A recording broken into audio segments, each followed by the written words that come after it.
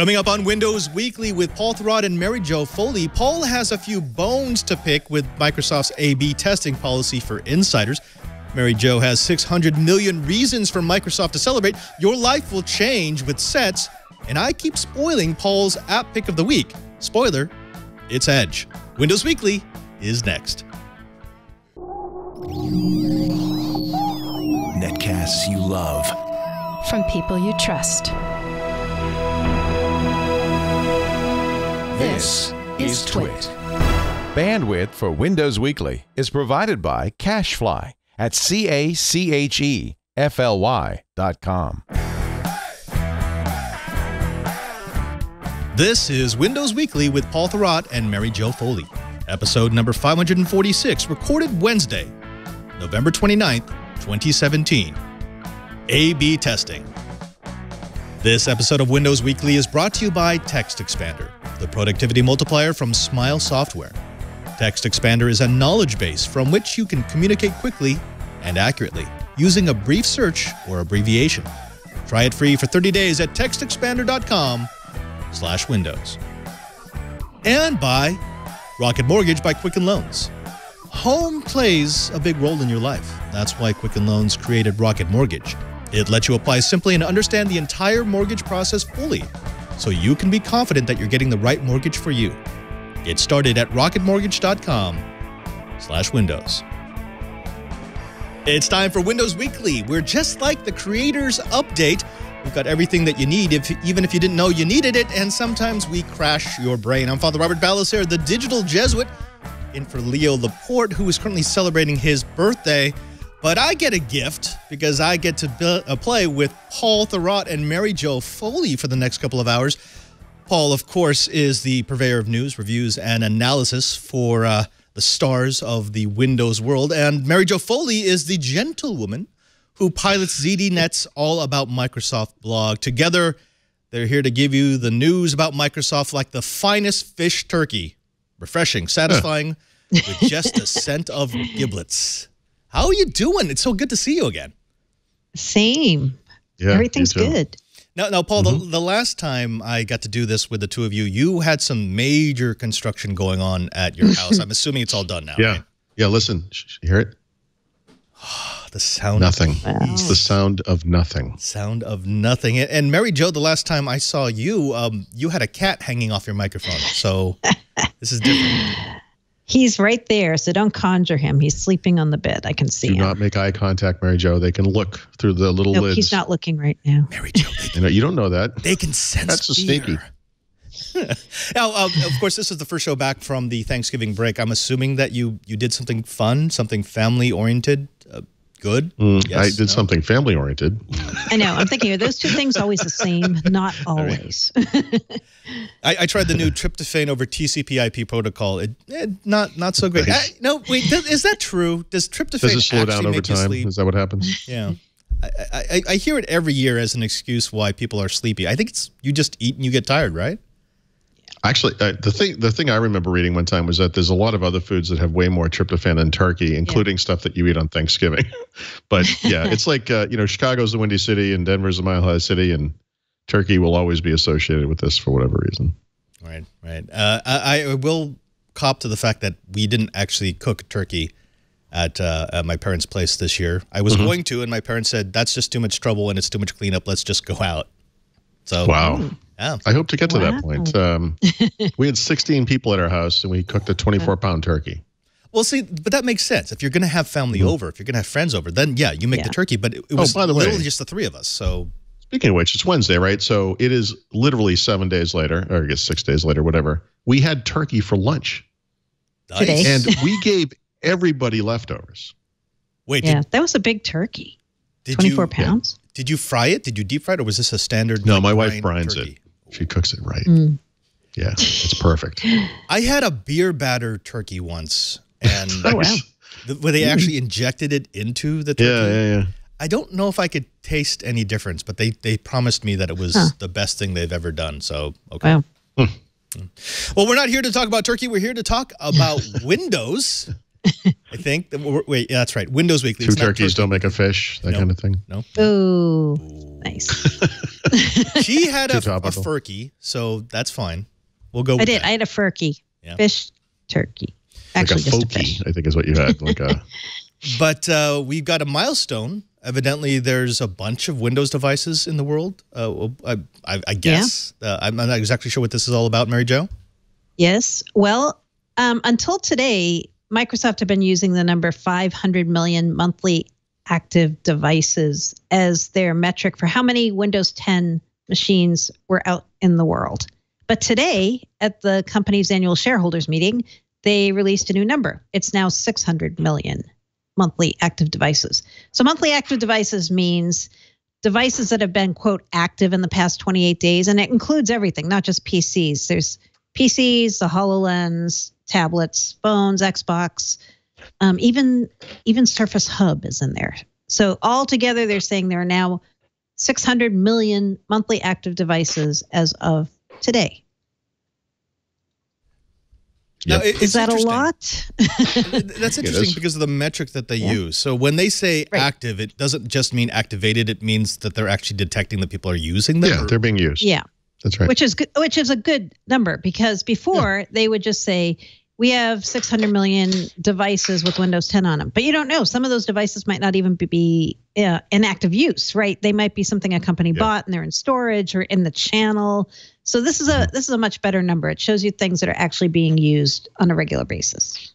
Yeah, it's a very accurate number. You know, back in the day, Windows 7 certainly, I guess Windows 8 as well. Before that, they would count licenses sold, and like Mary Jo said, that could be anything. You know, a company could purchase, 1 million licenses to Windows 7 at the time, but they might have used that to run Windows XP. Right. They weren't counting that. I mean, they could have, but they weren't.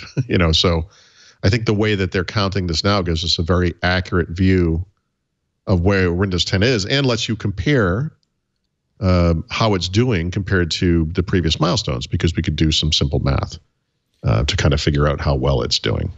Yeah, it really bothered me when they were trying to count either activations or downloads. Yeah. Because that was an incredibly fishy number because as some people in the chat room are pointing out, some of us have installed it multiple times. Right. So did they count it 5 times? Sometimes as recently as today. Yeah, because because my computer kept messing up every time you did an update. Does it count it when I have to do a fresh installation? But this is active users. Now, Mary Jo, didn't Microsoft once say that they would hit 1 billion within 2 to 3 years?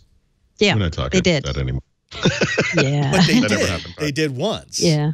So they did say that back in 2015. They said they made their own metric. They said we're going to hit 1 billion devices with Windows 10 installed as of fiscal year 2018, which means by June 2018. Right.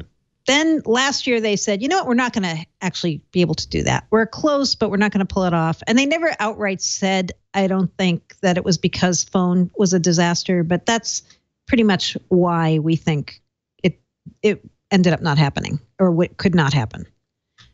I think they were counting on Windows Phone bringing in a nice chunk of that 1 billion back in 2015, and now not so much. Right. I mean, I find that kind of farcical, given that in 2015 it was obvious Windows Phone was going to be a disaster. But I guess in the context of phone sales, it wouldn't have been too hard to get, some tens of millions of sales per quarter even, or, certainly per year. So, so it was pretty much tied to them deciding to give it up on phone, for sure. It's interesting because I just went to a Microsoft technical center here in the Bay Area. And they have their display showcase down below. So they've got the mock data center. They've got the example of all the pieces of equipment that they've been able to replace with Microsoft Cloud Services. And then they've got the consumer lineup. And of course, you've got the Surface, you've got the Xbox, and then there's a whole section dedicated to the Windows Phone. And I'm thinking, they still have that. Yeah, why would you still have this here? I'm surprised. That's too bad. Yeah, that's maybe they didn't get the memo. And this is the Silicon Valley. This is not like a backwater ATC. This is one of their prime. Yeah, that's surprising. I mean, even like the Microsoft flagship store in New York, you don't see Windows phones in there now. You just see Android phones in there now. Right. Now, Eric Duckman in the chat room, he has an interesting point. He says, oh, yeah, let's go ahead and just beat them up because they didn't meet an arbitrary number. But the thing is, they set the arbitrary number, right? Yeah, it's not an arbitrary number. They came out and said it. I was blown away when they did that. It's a very dangerous thing to do. Oh, yeah. They must have had some confidence in it. I almost feel like someone did the math wrong and they came back later and they were like, Terry, you know that number you said? Yeah, that's not happening. It was interesting that they admitted to it so quickly, right? They could have held on to this for a little while. But I guess, I think the thing that would have been hanging over an announcement like today's announcement is they would have said 600 million today and we would have been like, guys, we're 2/3 of the way through your run here and you're only, well, almost 2/3, but it seems like this is going to be pretty tight. And I think Mary Jo and I think we had spoken on the show at some point about our belief that they may come pretty close to hitting it anyway. When you think about it. And to give maybe some, I don't know, evidence to that in a way, as I do every time they release these kind of numbers, I looked at what this means. They sold 100 million. Well, I should say 100 million more Windows 10 PCs became active in the past 6 months is how this works out. That's about 17 million units per month, which, by the way, is some interesting good news because at the previous milestone, 500 million in May 2017, the number was 14 million units. And that doesn't prove, but suggests that maybe uptick is accelerating a little bit, which is pretty good. So if they were to do this for, the next year, I guess, that's 200 million units. That still doesn't equal a billion, obviously. And of course, mid next year is less than 1 year from now. But there's always the specter of corporate adoption changing. There are the people who are taking their time, as they always do, to finally adopt Windows 10. And I feel like we're going to hit a quarter or a year or whatever it is where there's actually going to be another upswell. I expect this to go up, the rate at which this thing happens at some point, just because eventually the world will have to make this adjustment. It's just a matter of timing, I guess. Right. And it wasn't an arbitrary number. Someone at Microsoft honestly believed that they were going to hit this. They probably thought everyone on 7 is going to update because it's free. Everyone on 8.1 is going to update because it's free. And then they probably were surprised by the pushback of people saying, no, don't touch my buttons. I think the number of people who took advantage of the free upgrade underwhelmed them or, was less than they thought. I'm sure it was a lot of people, for sure. But I think they kind of expected, like, we're going to make this thing free. The whole world's going to move. And a lot of, even though they did a much better job of making that an easier process, and they really did, I think they deserve some credit for that. The notion of upgrading an operating system is still so far beyond the purview of a normal person that I confronted by this notion. I think most people are like, what are you talking about? I get that. It's like, I could get a free engine for my car, but I'm just going to get a new car. I'll get the new engine when I get the new car. I think that's maybe the normal person perspective. Yeah, I'm not so sure they were. I don't think they expected everybody to automatically upgrade, especially not businesses, right? Like they have a pretty good handle on how slow businesses upgrade. But I do think this was probably due to phones. I mean, if phones had really taken off, that would have been easy for them to hit that billion, right? I mean, that would have been. Even at the time, I think even in 2015, they were still kind of delusional about their prospect in phones. But in 2015, they began the wind down of that business. I know, but I still think these things happened within months of each other. I still think they thought it maybe could have done a little better than it did. And it definitely could have done a lot better than it did. Yeah. But I think I still remember back in 2015 when I interviewed Terry Myerson about that number, and I said to him, are you counting heavily on phones? And he was like, not heavily, but that's part of the mix. Like we think PCs are going to be the majority, but I think they definitely thought they get a little more leverage out of the phone. I mean, two things. Supposedly there are anywhere from 1 billion to 1.5 billion PCs in the world. So saying that 1 billion of those are going to be on Windows 10 is like saying all of them are. That's delusional on a whole new level, right? That's true. Right. There is another kind of delusion that occurs with every release of Windows where we pretend that businesses are actually going to upgrade quickly this time. And we do this, I don't mean we like you and I, but I mean, this is the story every single time. It goes back Yeah. As far as businesses were running Windows, we know they've adopted Windows slowly in the past, but this time we've gotten commitments from our enterprise customers. The numbers are much better than they were before. We're going to see a much faster uptick. There'll be one or two stories about how this is actually happening, and then we quietly stop pretending that this is happening, because it never happens. It just never happens. Right. It's never happened. Well, I mean, there's no incentive. Why would an enterprise update to Windows 10 if Windows 7 is working, it's stable, everyone knows how to use it, they don't have to do any retraining? It doesn't make sense monetarily. Microsoft has pages of marketing material that will explain why they believe people should do this. Lately, a lot of it is hinged on security, right? And you get into that weird thing. I mean, all companies do this. Apple does this when they release a new iPhone, where they have to basically say, remember that piece of junk we released last year? That stinks. You need to run this one. This is way better. It's kind of a tough argument to make, especially to the enterprise. And you're right. When something just works, I would say most people, but definitely businesses, just leave it alone. We're not going to touch this thing. It's working. Isn't Windows 7 still over 50% of all Windows market share wise? Yeah. It is, it's right? going to be for a while too. Yeah. Again, because the enterprise is not going to let it go until it's EOL. There's absolutely no reason for them to do it, because at the minimum, they're looking at retraining. At worst case, it's going to break some of the applications they use in-house. So they're going to hold on to it as long as possible. Yeah. And the end of support for it is 2020. Right. I keep, every time I tweet that I'm still using Windows 7 on one of my machines, I get hammered by people. They're like, why? And I'm like, guys, it's still in full support right now, and it works just fine. I don't feel like honestly, I'm at risk. The thing I like most about Windows 10, if I'm being honest with myself, is something you could achieve on Windows 7 fairly easily, which is just the kind of look and feel of it. I like the way it looks. Right. And of course, with the more recent versions, especially, they're starting to screw around with the Fluent design stuff, which I really like. I just like the look of it. I know I know you don't see it, but if you were just into that, if that were your thing, right? You could partway achieve it just by going to Windows 8. I mean, Windows 8.1.1 or whatever is kind of there. It's got that flat UI and all that stuff. But you could probably just use like a startup product or whatever skin type thing. If that's all you cared about. I mean, I just want Windows 7 to work. It works fine. I just want it to be pretty. It's really not that hard to achieve it. But that's just me. I think for other people, there might be other reasons, but I don't really run many of the apps for sure. Yeah, for me, about half my machines in my lab are Windows 7, and the other half are Windows 10. I have nothing on 8 or 8.1 anymore. If you're going to run that, you might as well run 10. But what's interesting for me is the fact that I still have use cases for each. Windows 7 is definitely better on some of the applications that I need to run in my lab than Windows 10, and vice versa. So, are they legacy applications or applications that need better performance? Or what kinds of things are we talking about? My rendering farm is on Windows 7. Because it actually runs faster. I actually have identical boxes. So I have Windows 10 on one and Windows 7 on the other, the exact same rendering program, the exact same video cards, the exact same CUDA setup, and it will run faster on the Windows 7 box. And I don't know why, but it does. So, for me, it's like, well, okay, that's a no-brainer. That one stays on 7.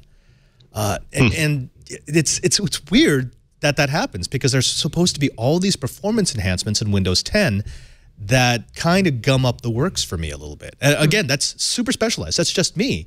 But I have to think that there are other people in that same boat. Yeah, definitely. Yeah. I mean, it's always some weird specialized line of business legacy app for people. They're like, that one thing that I developed, I can't, get it to work or whatever. You hear that a lot. You still hear from people who say, I don't like the telemetry stuff in Windows 10. No matter what Microsoft does there, they're never going to win everybody over on that. But I don't want to be a Debbie Downer here. No. Windows 10 has actually worked out really well, aside from the fact that they set a number that they never could have hit. The rollout has been fantastic. I mean, if you look at it objectively, the fact that they've got 600 million computers, the fact that you also reported that, a fifth of all those machines are now on the latest update. That's unheard of in the Windows world. Microsoft definitely deserves kudos for that, right? Yes. I mean, I think it's fair to say that there have been some ups and downs, with the updating process. That 20% number, the 1/5 of all Windows 10 machines are running on the Fall Creators Update, is a faster uptick than the previous release. at this point in time, right? About a month and a half into the run. So that's good, for sure.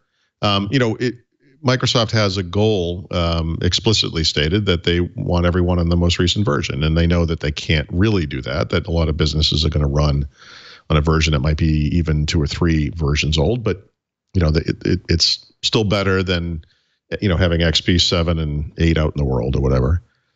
I don't know. I feel like with every feature update, which is what these things are, the big updates that come twice a year, there's always the chance for some kind of big problem. And we did have that issue with the anniversary update, which was about 1.5 years ago. That broke where all my they had drivers. a bunch of problems. Yeah. Thank you very much for that. But we're sitting here now on 2 subsequent feature updates, and it looks like, they may have gotten ahead of it. I mean, it seems like we haven't had any major issues. I have noticed, because I am Fall Creators Update on all my Win 10 boxes. Yeah. They're slightly less stable. I never blue screened in Windows 10 prior to the update. That's interesting. And now I'm blue screening about once every 2 weeks, and that that's not acceptable. Yeah. Well, one thing to remember is we're all guinea pigs for Fall Creators Update, right? Like, it still has not been designated as the current branch for business or whatever they're calling that now. But they keep renaming everything. So, once they do that, which usually happens about, I think, 4 months after it starts rolling out to consumers, that's when it's deemed more stable. But right now, every one of us who has Fall Creators Update, we're testers, basically. Right. Whether we want to acknowledge that or not. That's the way the rollouts are scheduled now. Right. We're just a big pool of testers. I mean, everyone who uses Windows 10 is some level of tester, right? Yeah, right. Obviously, they have the people who go into this knowing they're testing, like the insiders. And then, like you said, there are the people who are on the production ring or whatever, which are basically the slower ring, Yeah. And they're also updating apps all the time, just like we see on mobile. And that introduces its own form of instability. Or can, I should say. I would say by and large that's been pretty good. But it's a lot of change, and it happens fairly regularly. And that alone is a brave new world for Windows. It's a little strange. Yeah, I think the 2 things that I've enjoyed the most out of the Fall Creators Update is the mixed reality, because I have been using that actually quite heavily. It's fun and it's easy to develop for. So just keep that in the back of your mind. The other thing is, and this is a feature I've wanted for the longest time, is better configurability of my OneDrive settings. I was really tired. That's definitely the big thing for this version. Yeah. Because everyone uses it, right? Yeah. Well, this is going to be very hard. I'm not going to try to explain this very well because it's just difficult to do via voice. But if you are used to how OneDrive has worked since Windows 10 came out, in order to take best advantage of it, you have to kind of go against your built-in training and check a box that used to mean something very different. Right. If you can get over that little stumbling block, you will gain complete access to all of your OneDrive contents when you're online, and then be able to mix and match between online and offline pretty seamlessly. It's really nice. It's basically the placeholders feature from Windows 8.1, but done right. It's just, I wish there was a better UI for it. I mean, I almost feel like they need a switch up in the File Explorer that turns offline files on and off, the view, just make it explicit. Because it's hard to explain, like I said, but the way, when you go to manage the folders that are synced, most people have or it's possible you have a lot more stuff up in OneDrive than you have space for on your actual hard drive. And in the past, clicking that box would be a huge mistake. A huge mistake. Yeah. Well, I'm on the road all the time. And unfortunately, I keep my old Outlook PST files in OneDrive. And I always had to remember, if I'm on the road, do not sync, because if it starts syncing 15 gigabytes worth of data, I just blew through my cap. And now I can. There's a very, very well-made configuration panel that says, hey, you know what? Keep these in the cloud and make them accessible to me, but they do not sync. You do not sync these regularly. By the way, you just raised another issue, which is interesting. You're talking about over like a cellular connection.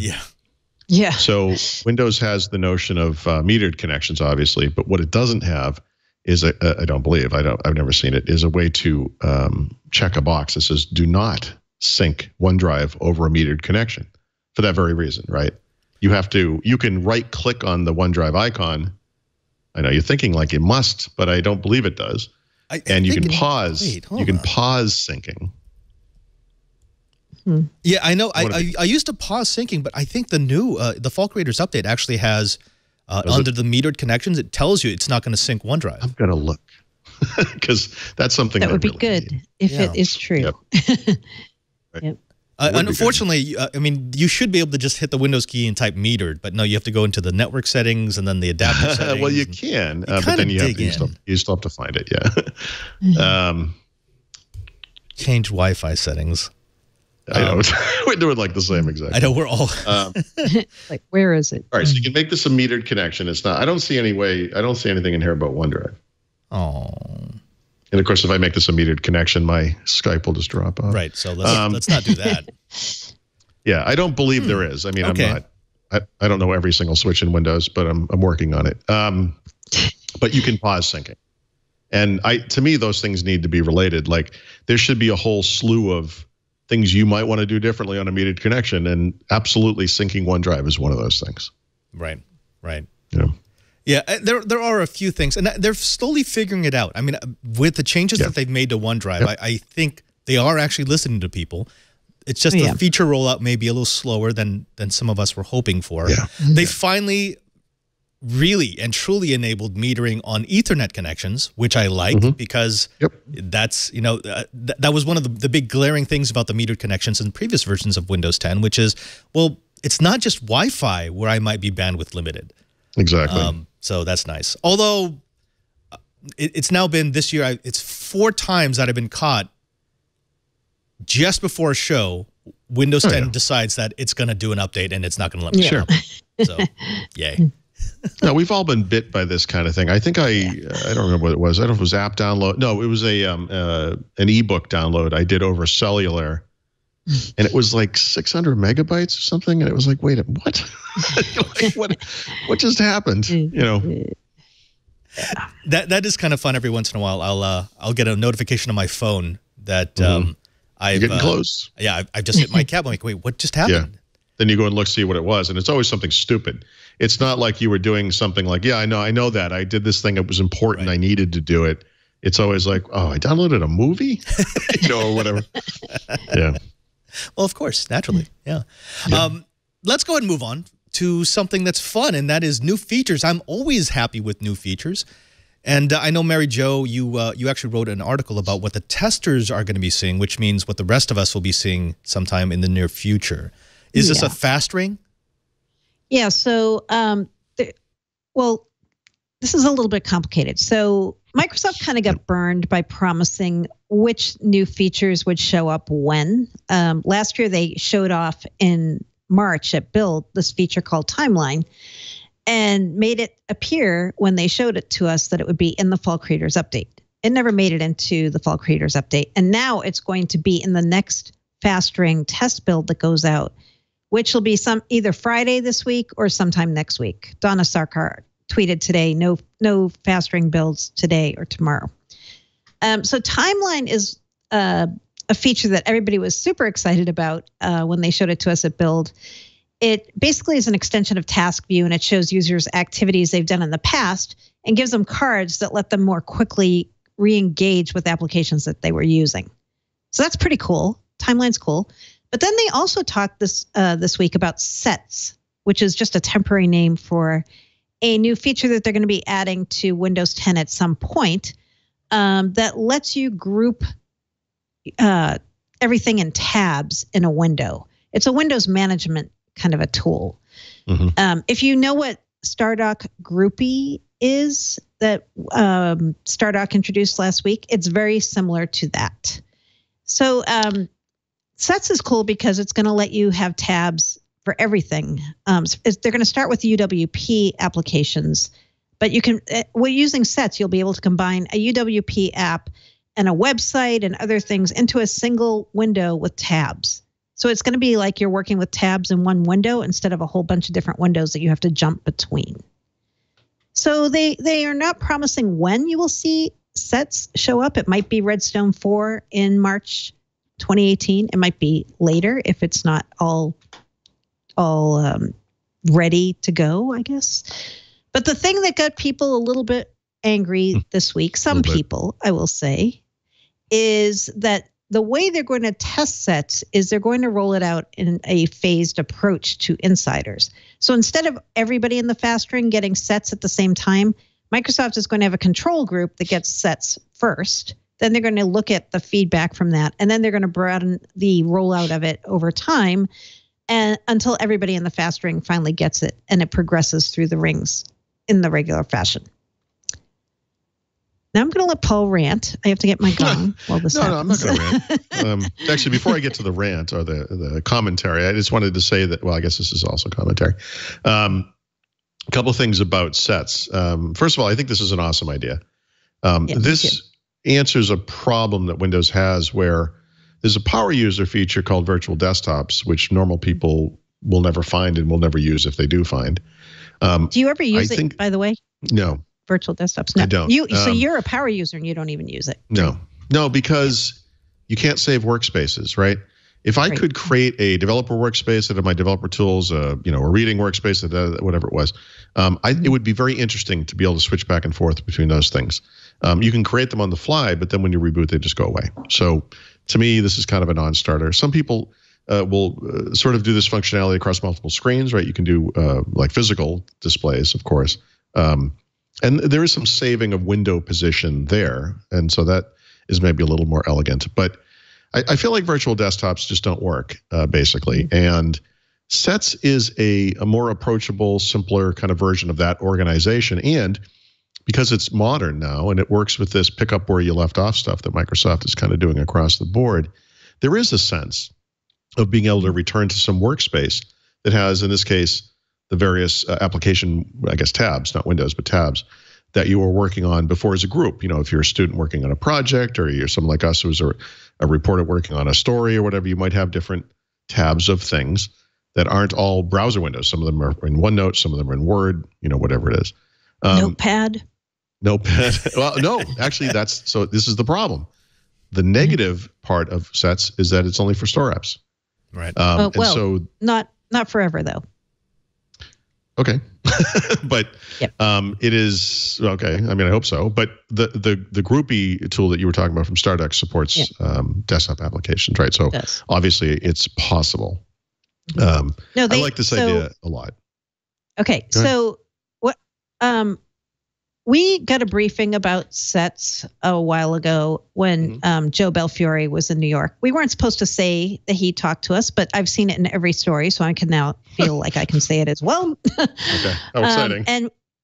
So he said, when I asked, is it UWP apps or store apps only? He said, initially, that's how Sets will work. But he said, we are definitely going to have full 132 apps be supported. And we're trying to work out how, and we're starting to do some work with the Office team to figure out how that would look with Office first. And our question is, once we do it with our own apps like Office and Notepad and all, how do we do it with third-party apps that have their own toolbars and make it look good? So they could just take. Yeah, they should. That's how you could do it. I know. So they did. They do have this idea that they could just do it and not really care what it looks like and hope that the developers will fix the apps. But I think they're hoping for a more elegant approach where they would work with developers to make it so that their apps work with Sets. So, this is going to happen in phases, right? Yeah. I mean, I guess my point, though, is that store apps will natively support this and will look good. And just because of the nature of the window borders, you see there's nothing crazy going on with store apps. Yeah. And so, I'm sure V1 is going to be just that, Yeah, it will. So, so the drama, one of the things I really like about the Windows Insider program is it's kind of egalitarian. You can join, you can specify the level to which you want to be involved, and you get the stuff. And I've had complaints in the past, for example, that there'll be a 1 month period before a new version of Windows 10 ships where suddenly the people are in the fast ring, which is essentially the fastest release time frame for new releases, don't get the latest versions of apps because they want those people to test the apps that are going to ship in the box with that version of Windows. See, I have a problem with that because that's not what they signed up for. Right. You're changing the game after they've started.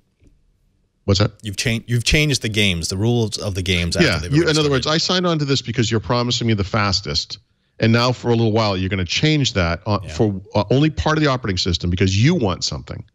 And to me, this is a give and take. You're getting feedback. You accept it, whatever it is. You do it through some established set of rules. So that's a little issue. It's a temporary thing. It happens twice a year, whatever. I complain about it every time. That's the way I am. But on the flip side, Microsoft has an Xbox Insider program, and they've always screwed this thing up. It's terrible. And it's nothing like the Windows Insider program, although they've been changing it over time to be a little bit more like the Windows Insider program. And the way it was originally envisioned, for you to get into the top 2 tiers or rings or whatever that program, whatever they were called, they've changed the names, you had to be secretly voted in. It was like a secret society. It was basically like you had to know somebody on the Xbox team to get into it. There was no way you as a normal person were really going to get into this thing. And that's what they're doing with this sets thing. And I don't like it because someone who signs up for the fast ring is signing up to test this exact kind of thing, a future feature, blah, blah, blah, whatever. They already have an established ring system for this testing. They even have something called Skip Ahead, which would be perfect for this. They could put sets in the Skip Ahead. Skip Ahead is just Fast Ring Plus or whatever, however you want to say it. They did close the, they've limited the amount of people who can get into Skip Ahead, and now you can't join, but they could turn that on again. It's easy enough. That's how they should do it. There are people who want to test this that now might arbitrarily not get it, and that's not what they signed up for. Now, I realize this isn't. Go ahead. I'm sorry. You might not get it right off the bat, but you will get it. You might get it in said 6 that or 9 explicitly. months. I mean, it might be months. It might be days. It might be weeks. I mean, we don't know, right? Yeah, okay. But I mean, that's like, I mean, I might get it when it finally ships in Windows too. It doesn't mean I want to wait that long. I mean, if you're going to put your PC or PCs on the line and be part of the Insider program and provide feedback to Microsoft or whatever, I mean, I think it kind of stinks that for this one feature, they're like, yeah, you're not going to get it. Yeah, sorry. I see that. I'm with Paul on that, just because, I mean, I am sacrificing, and I know I'm sacrificing a little bit of system stability. I'm testing something for Microsoft. I am essentially offering Microsoft a service. The service that I expect back is early access. That's the deal, right? This is kind of a minor issue, but consider my problem with this personally, which is that I'm a reviewer and I want to have immediate access to this so I can write about it. If I arbitrarily don't get this and Tom Warren over at The Verge does get it and someone over at NeoWin gets it or whatever, then I'm screwed, and that's unfair. Yeah. And I know that's a little thing. This is. I think a lot of the people I saw complaining the loudest were reporters, and I understand why, for the reason you just said. But I think you have to also look at what you guys were just saying is, why did I become an insider? And people became insiders for a lot of different reasons, right? Like some people became insiders because they want to be in the know and like lord it over other people and be like, hey, I saw that and you didn't see it. There are people like that. You are not that person. But sure. I think and I should also say, I am not an insider. And the reason I'm not is because I don't want to run unstable builds. I just don't have the time or the interest to try to help with that. But I think if you are an insider, you kind of are doing this, hopefully, also because you want to make Windows better. Right? And if you do want to make Windows better, you have to believe that Microsoft looked at how they are rolling this out, and they would have liked to have used the Ring system, I'm sure. But there is some reason they aren't using it. And I don't think we are totally privy to why, but I think that's also part of the problem. I think if you are an insider, you have to say, okay, my real goal is to try to make Windows better for me and all the other users. And so I'm going to go with what they're doing here because there's a reason they're doing it. Okay, but the problem I have with that is that what they've come out with, which is not, I don't think the real reason, but it doesn't matter what my opinion is we're doing A/B testing. And A/B testing is well established in the software development world, and it works, and here's why it works, and blah, blah, blah. The people they're telling that to are, many of them, developers who understand how software A/B testing works, and they don't appreciate being lectured by someone who has just changed the rules of the program that they joined so they could help and provide feedback. It just creates kind of a tough dynamic. And the interchanges we saw on Twitter were ugly. Not polite. No. I think And would so, be the way I would say it. if you go back and look at the 2 blog posts that were written about this, neither of them use the words A/B testing. No, that's but unfortunately, then in subsequent conversations on Twitter, Donna did use the word A/B testing, and I think some other people did too. So I think that got people more riled who understand understand A/B testing. Yeah. I think what happened was these guys, Donna and so forth, I think they went into it knowing they were going to get a lot of pushback. And so they were kind of defensive to start, which is completely understandable. I don't understand how these people can deal with the world the way they do anyway. It's amazing. Me too. No, I mean, seriously, I have, I have my own experiences, certainly. But the Microsoft language in the Terry Myerson letter referred to this as a controlled study, which is, the type of thing we do to like albino mice, it's like, I mean, it's like, seriously, guys, like you're in the control group. I'm also going to tell you something you don't want to hear. This isn't the only feature this is going to happen to. Right. This is going to be, I think this is going to happen in the future more. I don't think this is a one-off thing. I'm sure you're right. Although the pushback here, we'll see, they do, they are perhaps overly inclined to answer everyone's needs. I know. I mean, the very existence of Windows 10 today is in many ways like turn your feedback into actual features. They're super interested in making sure everyone has something in Windows that they love, which you could argue is resulting in a Frankenstein's monster of nonsense. But it was a tough little interchange, and it was. I have to tell you, I was taken aback at people's reaction, because when Joe told me, and I think he also told the same thing to others, obviously, they were like waiting to see if I was going to push back, and I'm like, yeah, okay. Like I didn't think it was going to be a big deal. Mary Jo feels good about it. I say we just do it. So it was your fault. I'm sure they don't. So I'm not even. Mary Jo is the insider, reason. So. Mary Jo is the reason. I am not I'm sure even when they an told insider. Peter Bright, he freaked out because he would. They're like, well, he's insane. Let's see what Mary Jo thinks. And you were the deciding vote. No, you know what? Look, if you look at Peter Bright on Twitter yesterday, he was defending it. He was defending the whole A/B testing thing. Yeah. Okay. Yeah. So I'm just saying, I don't think they're going to change this, even though people screamed. Like you said, it was a pretty bad reaction by at least a lot of the people I follow on Twitter. But I don't. I mean, it was ugly. It was ugly, and I think they're going to go forward with it, and maybe one day they'll just say, okay, more people hated it than didn't. Or maybe they'll just see like there is a vociferous contingent who hates it, but the majority are like, okay, you guys are doing this for whatever reason, I'm in.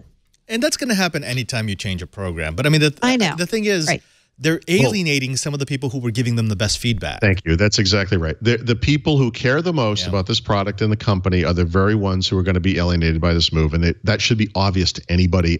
It's astonishing to me that they didn't think of this and handle it. I didn't think of it. So no, I mean, come on, they get so much negative feedback. I know. They had to have seen this one coming. It astonishes me to think that they might not have known this was going to happen. I think it's too bad. Like Padre said, whenever you change something, people scream about it, right? Like people hate change, and I think. Well, no, but I feel like it's like a contract. You can't just change it midstream, without any. I mean. We signed up for a reason, and you've just told me that I'm going to be controlled out. I mean, how did you decide? How am I not in the control group? I'm giving you all this great feedback. I mean, that's what's going to happen. There's going to be a guy the day that this feature comes out. He's going to say, "I have submitted 589 pieces of feedback. It's been upvoted X 1,000 number of times. I did not get this feature. That means that this thing is arbitrary. That means you screwed me over, and I'm not doing this anymore." Yeah. Dear Apple, what kind of computers do you sell? No, I mean I know I'm being dramatic, but I mean you are. These people will be dramatic. I know. Or they'll just. I saw Donna say to a couple of people, like if you really hate what we're doing, maybe you shouldn't be an insider. By the way, great thing to say to an insider on Twitter. Yeah. I mean, no, seriously, and I understand the frustration. I mean, it's amazing to me that Donna and people like Donna. Do not freak out on people more often. I would be incapable of doing this job. Same. Me too. I can barely have Same. a conversation without 100%. Yep. And I like you guys. I don't know. I used the crying baby face a couple times yesterday when I saw people freaking out. I'm like, what? No, but okay. There's I get it. This is part and parcel of the whole enthusiast world. I mean, it's emotional for these guys. Yeah. And you know what? It's tough. You've got Raphael in your corner, man. You know he can figure this out. If you happen to not be in the control maybe group, I should have added that to my article. Yeah, don't think for 1 second that Raphael and people like Raphael aren't going to figure out how to get that feature down to your computer. They will. They're already getting features. They're finding features in every build that people haven't even announced, right? Like every single build, this happens. We need a new generation of insiders who don't remember the old program, who are now joining, realizing that they're going to be controlled. So if you're one of those people, come on over. Come on in. Now, actually, Mary Jo, I do have a couple of questions about sets. Yeah. Can we get back to the feature set in just a bit? I think we need to take a break, a really quick break here. I do too. Yeah. Let's go ahead and take a deep breath, purge all the angst. If you're an insider, Microsoft still loves you. They just want to compare your love against someone else's. But let's take a moment to thank a sponsor of this episode of Windows Weekly. Now, folks, everyone's looking for a competitive advantage in business, especially in the business that we're in here, in the media. But anytime you need to present yourself, anytime you need to write, anytime you need to reach out to a mass audience, you need tools. You need the right tools to help you do that right. And that's why we're so happy to have Text Expander by Smile Software as a sponsor of Windows Weekly. Now, Text Expander helps you communicate smarter. Let's say you get home for a conference. You've got a collection of new contacts, all those business cards, and you want to follow up. You create a Text Expander snippet with your follow-up message. Then you use fill-in fields for the contact name and a custom topic. Then blow through your repetitive tasks in minutes instead of hours. You can share your snippets with colleagues, and everyone gets work done faster. For example, you could have a generic snippet about who you are and the company that you represent. That's the power and the magic of shared snippets. And just one example of what your team can do to communicate smarter with Text Expander. Now, you can see on the screen here right now that what we're doing, I've got some basic snippets set up for this week in tech. And as I start to type the keyword, it just automatically fills in everything for me. Because there's going to be certain paragraphs, certain phrases, certain descriptions that everyone at TWiT is going to be using over and over and over again. Now, we can either reinvent those paragraphs and reinvent that information every time we type it, or we could take the easy, more efficient way out with Text Expander. Text Expander subscriptions include software for Windows, for Mac, iPad, and iPhone. And on average, Text Expander users save 2 to 4 hours per month, and active users save twice as much. You can never type the same email address, chunk of text, brand message, cache phrase, directions, or disclaimer again. Just let Text Expander do it for you. And it'll do it across platforms. It'll do it on social media. We'll do it in your email. It will do it in snail mail letters. You'll also have access to public groups, which are ready-made batches of snippets free to use. Folks, if you want to work smarter instead of harder, try Text Expander by Smile Software. Recall your best words instantly and repeatedly. Try Text Expander free for 30 days at textexpander.com/Windows. That's textexpander.com/Windows. And we thank the folks at Smile for their support of Windows Weekly. Now, Mary Jo, okay, so getting back to sets, I'm with Paul on this. I was very excited for virtual desktops until I realized there was no persistence or very little persistence. I wanted to set up a virtual desktop for video editing and one for programming and maybe one for 3D design. And I wanted all my different files and all my different software to be ready to pop up. And that's just not how it ended up working. Sets can do that for software. And eventually it will do it for non-UWP software. But can I also pile, say, files into different sets? Or no, that's not part of the feature set? I believe you will be able to. But I'm not 100% sure. And, you know, one interesting thing I didn't talk about that's related to persistence is I think they're going to integrate sets with timeline so that you'll be able to pull up a set from your like timeline. 10 days ago or something. Nice. Yeah, which will be cool. Yeah. Yeah, I believe files. I know with Groupie from StarDoc, you can combine a lot of different kinds of content into a tabbed window. Groupie actually, Paul joked and he said Microsoft should talk to them. Microsoft should talk to them. I mean, they're bringing Groupie to Windows 7, Windows 8.1. They also have figured out a way to bring Chrome into the equation, which Microsoft may not want. They may want to try to keep it all Edge websites and web content, but I think Groupie's got some jumps on what Microsoft's talking about with sets, to be honest. Yep. Plus, it works on other versions of Windows. Right. It does. Yeah. It's not integrated with the OS like sets is going to be, but I mean, they've got a lot of other things that are pretty interesting coming to Groupie. Yep. So how would this work on a mobile device? I've created my sets. I've got, say, 3 sets of applications / software / files. And now I'm using it on a different desktop, a different laptop, or a tablet. Do my sets just automatically come down, or how do I make that happen?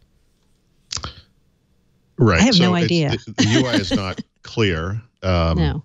But there is, in the video, they show a way that you open, I think, one of the applications that was in a set on a different computer, and you get a little notification. You can bring it up there. There are different ways to do this, and I don't know exactly how timeline works, but I think she's right. It's going to be part of a timeline thing, because your timeline is not just this PC; it's multiple PCs. But I wonder about my house sets. just clicked. So if I disappear, it's electrical. I don't know what that was. Suddenly you're in complete darkness. Yeah. I don't know if you saw that. I don't know if you saw the lights flick. No, we saw that. Yeah. What about sets though on phones? Like, does that? There must be a way, right? Not yet. So all of these features, if you think all of these kind of cross-device features that Microsoft has in the Fall Creators Update and is working on for the next update, are unidirectional right now. Right. They let you go from the phone to the PC. To my knowledge, there is no, it's not completely true, but there's no good way to go from the PC to the phone. Actually, the exception to that is Cortana, obviously, because Cortana has an app everywhere. It's not technically from app to app because Cortana is in the cloud. But if you think about, I'm reading a web article on my phone. It doesn't matter if I'm using Chrome or Safari or Edge. I'd really like to read this on my tablet or my computer. You can do a continue on PC thing. It's pretty seamless in Edge. It's not so seamless in the other browsers, but it's possible. On your PC, Edge opens up. Doesn't matter what your default browser is. That's kind of what you were talking about earlier, tying it to Edge. And you can read it on your computer. And that's neat, From your computer, though, you can't be reading something in Edge and say, now I want to go read this on my phone. You can use a read it later type service. And Edge actually does have something like that built into it. You could use Pocket, obviously, or whatever. But I think the PC to phone bit is something that will come, right? Because it's so obvious.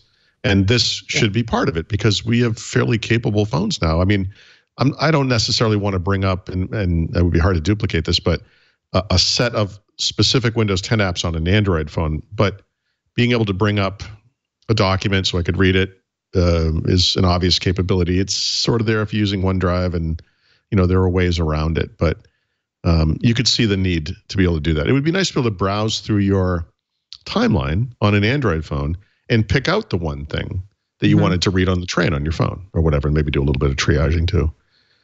So I think that will happen. But we don't have a lot of information about that yet. Would this drive Edge? Is this a killer feature for Edge? A reason why people would finally say, okay, that's a browser worth my time. So I have Edge as an app. They hope so. Right? Yeah, let's save that one because I have some ideas around that for later. Yeah. Okay. For later? Wait, you can't tease me like that. What are your ideas for that? I have Edge as an app pick for later in the show, Padre, and you will accept this ruling. Okay. I got that. It's just enough of a whetting of the appetite. Oh, will I be able to run?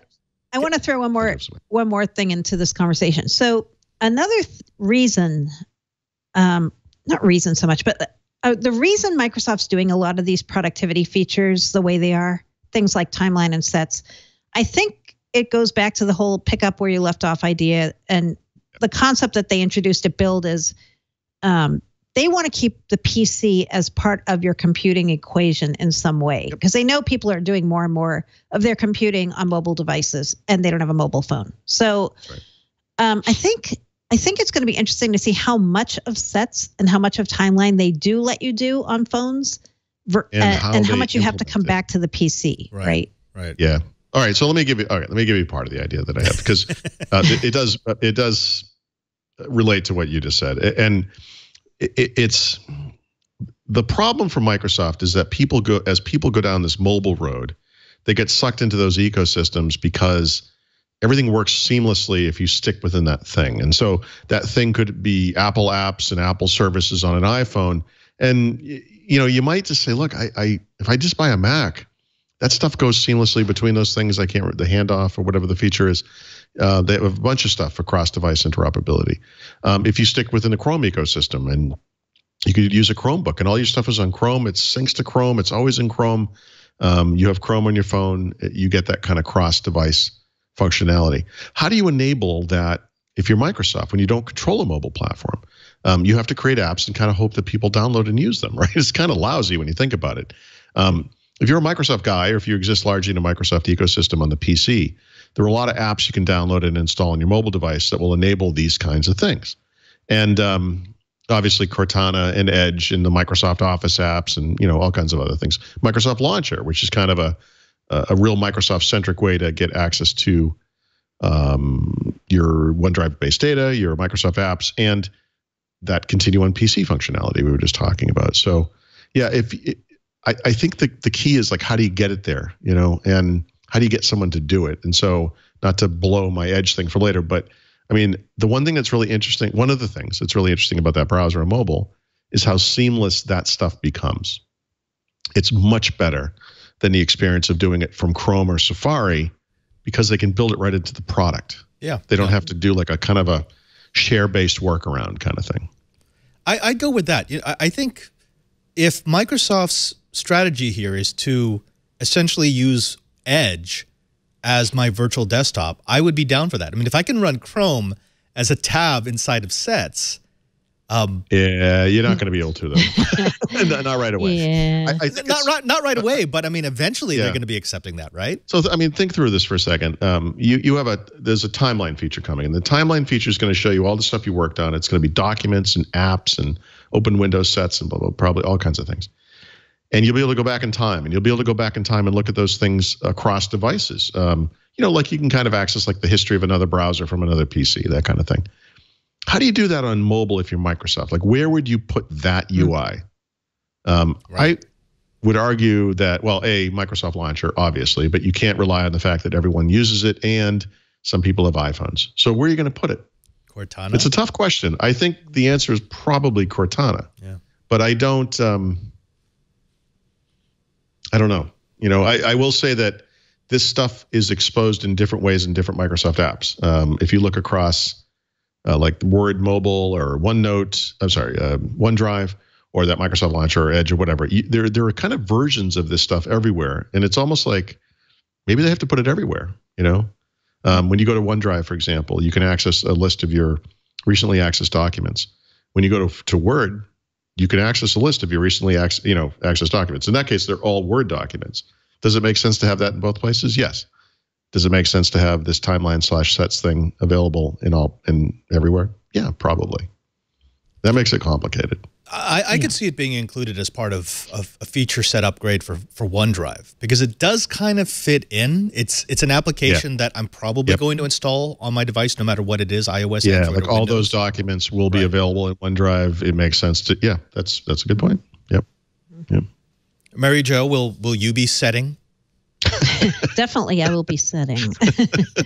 I really like the idea. When I saw the concept, I'm like, oh, you know what? Right now, you're always switching between windows when you're trying to assemble a story or look up a bunch of things. And you're like, okay, I have all these Chrome tabs over here. Now I'm using Word. Now I'm using Notepad. Now I'm using this. It's like, So I think it could make my life a lot easier.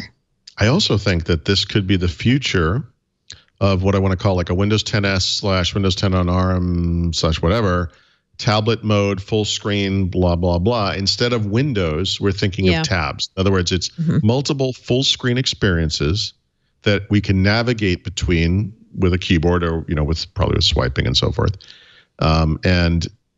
We're looking at it like tabs and windows and stuff because that's the old school UI. But I think one of the other issues with a legacy system like Windows is that it's kind of old fashioned. It's the desktop metaphor is 40 years old or whatever. And where we're still kind of we do things through an almost tradition-based rationale rather than thinking through what's the most efficient way to do this. And power users are going to freak out because they want things the way they are. But this might ultimately really benefit normal people. And there have been some semi-successful, less than successful attempts at bringing mobile UX to Windows over the years. I mean, I think this thing combined with some of the work they've already done around tablet mode and Continuum and full screen apps and whatever is kind of a, how do we make something that's simpler than Chrome OS but has all the power of Windows? Oh, well, this could be a big part of it. Now, you know where I want them to take this? I would love the ability to share a set, to create my perfect desktop for a particular work set, and then share it with a colleague and say, hey. That's an excellent feature because people collaborate in those apps. A lot of the the Office apps have collaboration, real-time collaboration features.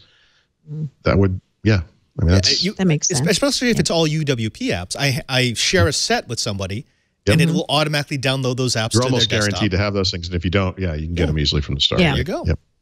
Yeah, I did ask about progressive web apps when I talked to Joe, because I'm like, okay, how does progressive web apps fit in with this whole tabbed app strategy? And I didn't really get an answer on that. I can actually answer that based on what they told me about how they're going to do it.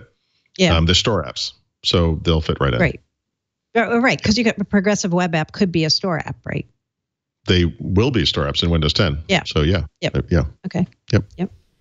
All right. Let's. And then one more interesting tidbit that fits in here. Yep. Sorry. No, go. Because we're kind of trying to piece this together ourselves because we only know little bits and pieces about it. But when I asked about, where is all this stuff stored, right? Like when you save a set, where is it? Like what's saved to the cloud? And that's so funny. Joe said it's actually stored in the Microsoft Graph. The Microsoft Graph is that centralized API that Microsoft is tying everything to. So, Office is tied to it, Windows is tied to it. So there's some connection with the Microsoft Graph in all of this on the back end with sets. Okay, that's interesting. And it also speaks to what Padre was saying earlier about sharing workspaces, because that would be an incredible enterprise feature. Oh, yeah. It would. There is I don't want to get off down this separate rabbit hole, but there is a whole set of, I don't know what you want to call them, settings or things that are stored on your behalf that are related to your Microsoft account, your Office 365 account that you don't have any access to, right? They're just there. There's no front end for that stuff. There's no way to say, I don't want that there anymore. Or I don't want to change what it says or whatever. And this kind of thing, I thought what you were going to say was, he was going to say, well, it's in OneDrive, but you don't have any way to access it, which is what a lot of this other stuff is. And so that's interesting. Yeah. Microsoft Graph. I wouldn't have expected that. Yeah. So that was kind of interesting though. And also kind of pulls everything together because more and more every Microsoft app and service is tied to the Microsoft Graph. Yeah. Right. Yep. Yeah. And it maybe the Microsoft Graph is going to enable, man, I'm all over the map today, but maybe they're going to enable a kind of a modern version of that inter-app communication stuff that started in the 1990s, like the Olay type stuff or whatever, where apps that are, I know. Yeah, well, I mean, but cloud-based Olay, right? Colay, as we'll call it. Colay. Where you have this notion of, it's like modern copy and paste, essentially, right? That might need to be part of the system, Well, now you've got my appetite whetted, and I can't get it. Right. I know. Not yet. And when you're A/B tested out of this, you will understand my frustration. No. If they were going to do real A/B testing, they would have different versions of sets. Yes, and just thank you. Send the bad one over here. The people who argued that this is not A/B testing, that was one of the arguments they correctly made. Exactly right. So you're going to get the lousy version of sets, and you're going to go, "Oh my gosh, this is horrible!" And they say, "Yes, you just approved. You proved the experiment. Thank you." Yeah. What do you call what's the medicine that's not really medicine? Oh, placebo. I want the placebo version of sets. We call it sets, but it's actually just Edge, and it has none of that functionality. Why does it look just like Edge? It has tabs. Shut up and use it. All right, let's move away from sets and talk about something that I can put in a set. Microsoft's got a new photo companion app. Do I need a new photo companion app? Yeah, so there are two. Actually, these aren't really that related, are they? Apparently, getting photos off a phone is too difficult for some people. So Microsoft is creating a Photos companion app for mobile devices. In other words, you can plug your phone into your computer and get that stuff off. So that's fine. I have to say, I don't know. You guys use Android phones, right? Both of you? Do you have absolutely. An iPhone? Okay. So you understand that when you plug in an Android phone to your computer and you want to transfer photos from it, you have to go through this weird series of steps where you bring down the notification shade, you scroll to the bottom, you find a thing that says what USB is doing, you tap on it, and when in Oreo or later, it's an extra tap, but whatever. And then this menu comes up. And if you're normal, you will spend about 15 minutes staring at this menu, wondering which one you should choose, because the choices are kind of strange, some of them. And you choose transfer files, for example, and you can transfer files. My assumption is that they're trying to avoid that kind of confusion, that they want to make that kind of thing easier. But the idea here is that you plug in your phone, you get the pictures come down to your computer. That's cool. To be fair, though, maybe Android power users will transfer directly from their phone because they want the full resolution. But most users of Android will just allow it to sync with Google Photos because that's unlimited storage, and then they pull it from Google Photos. It's unlimited storage if you take the Google to resolution. Down to the end. So to what I feel, by the way, is a very acceptable level. But my advice for people with phones, which is everybody, is to do that with at least two services. There's no penalty for doing that. I use OneDrive and Google Photos. You could use free, I guess, if you wanted to. It would work. I agree that's a better way to do it. We live in kind of a first world situation here, so I literally did this today. I do this all the time. I will take a picture of a product, and then I will go to Google Photos on my computer, and I will download it from the cloud, right? Instead of physically connecting the two devices. A lot of people can't do that, and if you're like, you could be on a metered connection, like we were talking about, where that thing, unless you change it, won't back up to the cloud on a metered connection. And you just, you're out in the world and you want to get those photos for whatever reason. You want to edit them, share them, whatever it is. So I don't know. I don't want to say it's necessary because it's not necessary, but it's a nicety and it's probably not a horrible idea. Well, for me, I think this app might replace my OneDrive synchronization, because right now, anytime my phone gets within Wi-Fi connectivity range, it will sync with Google Photos, it will sync with Dropbox, and it will sync with OneDrive. So I have my photos in 3 different places, 2 of which are full resolution. Maybe this replaces the OneDrive sync. Or it could just augment it. It depends. It depends. Everyone has different needs, so it's okay. I mean, I don't know. I don't need it, but I understand the need for it. Mary Jo, will you be using the Microsoft Photo app? No, because the way I get pictures to myself, I do it the old-fashioned way. I email it to myself. Please say. I thought you were going to say I take it to the photo mat and they run it through the machine. Right. I got an envelope of photos, 10 of which I throw away. Print of it. I bring it home and then I take a photo of the photo print. I just either email it to myself or I send it to myself electronically some way. You are the reason that Microsoft has spent 20 years trying to make this stuff easier. I know. And you just refuse to move along with it. You know what? It works. It just works. It's like my dad used to share photos via PowerPoint. This was how this is how we did it. Oh, yes. I would love those. You get like a PowerPoint attachment, and it would be just photos.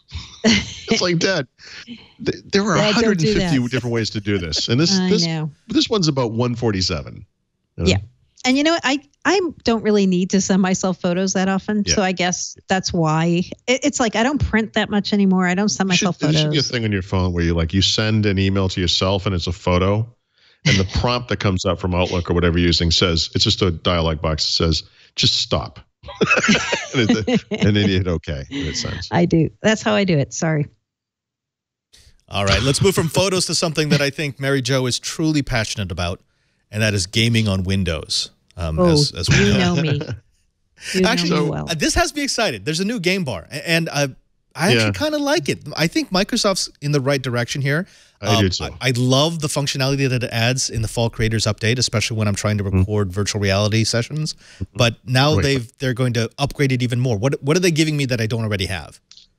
I have no idea because it's just a prototype. It's just a kind of a picture. In fact, here's the problem with this thing. It looks too good, right? You know it's not going to look like that. No. But the other issue is those tiny little circles, the tiny buttons, you can't press those with your finger.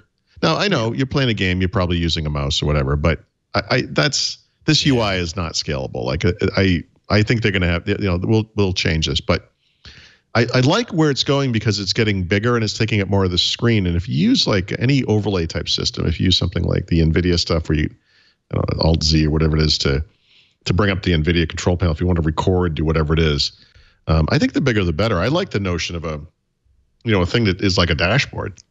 And it also suggests that they're adding a lot more functionality to it, although we don't really see a lot of it there. That it's going to require that extra on-screen real estate because the current thing is just like a little 4 or 5 inch bar or whatever. It's small. So I think it's pretty. It's interesting because it's hidden in there. It's in the new build. It's not.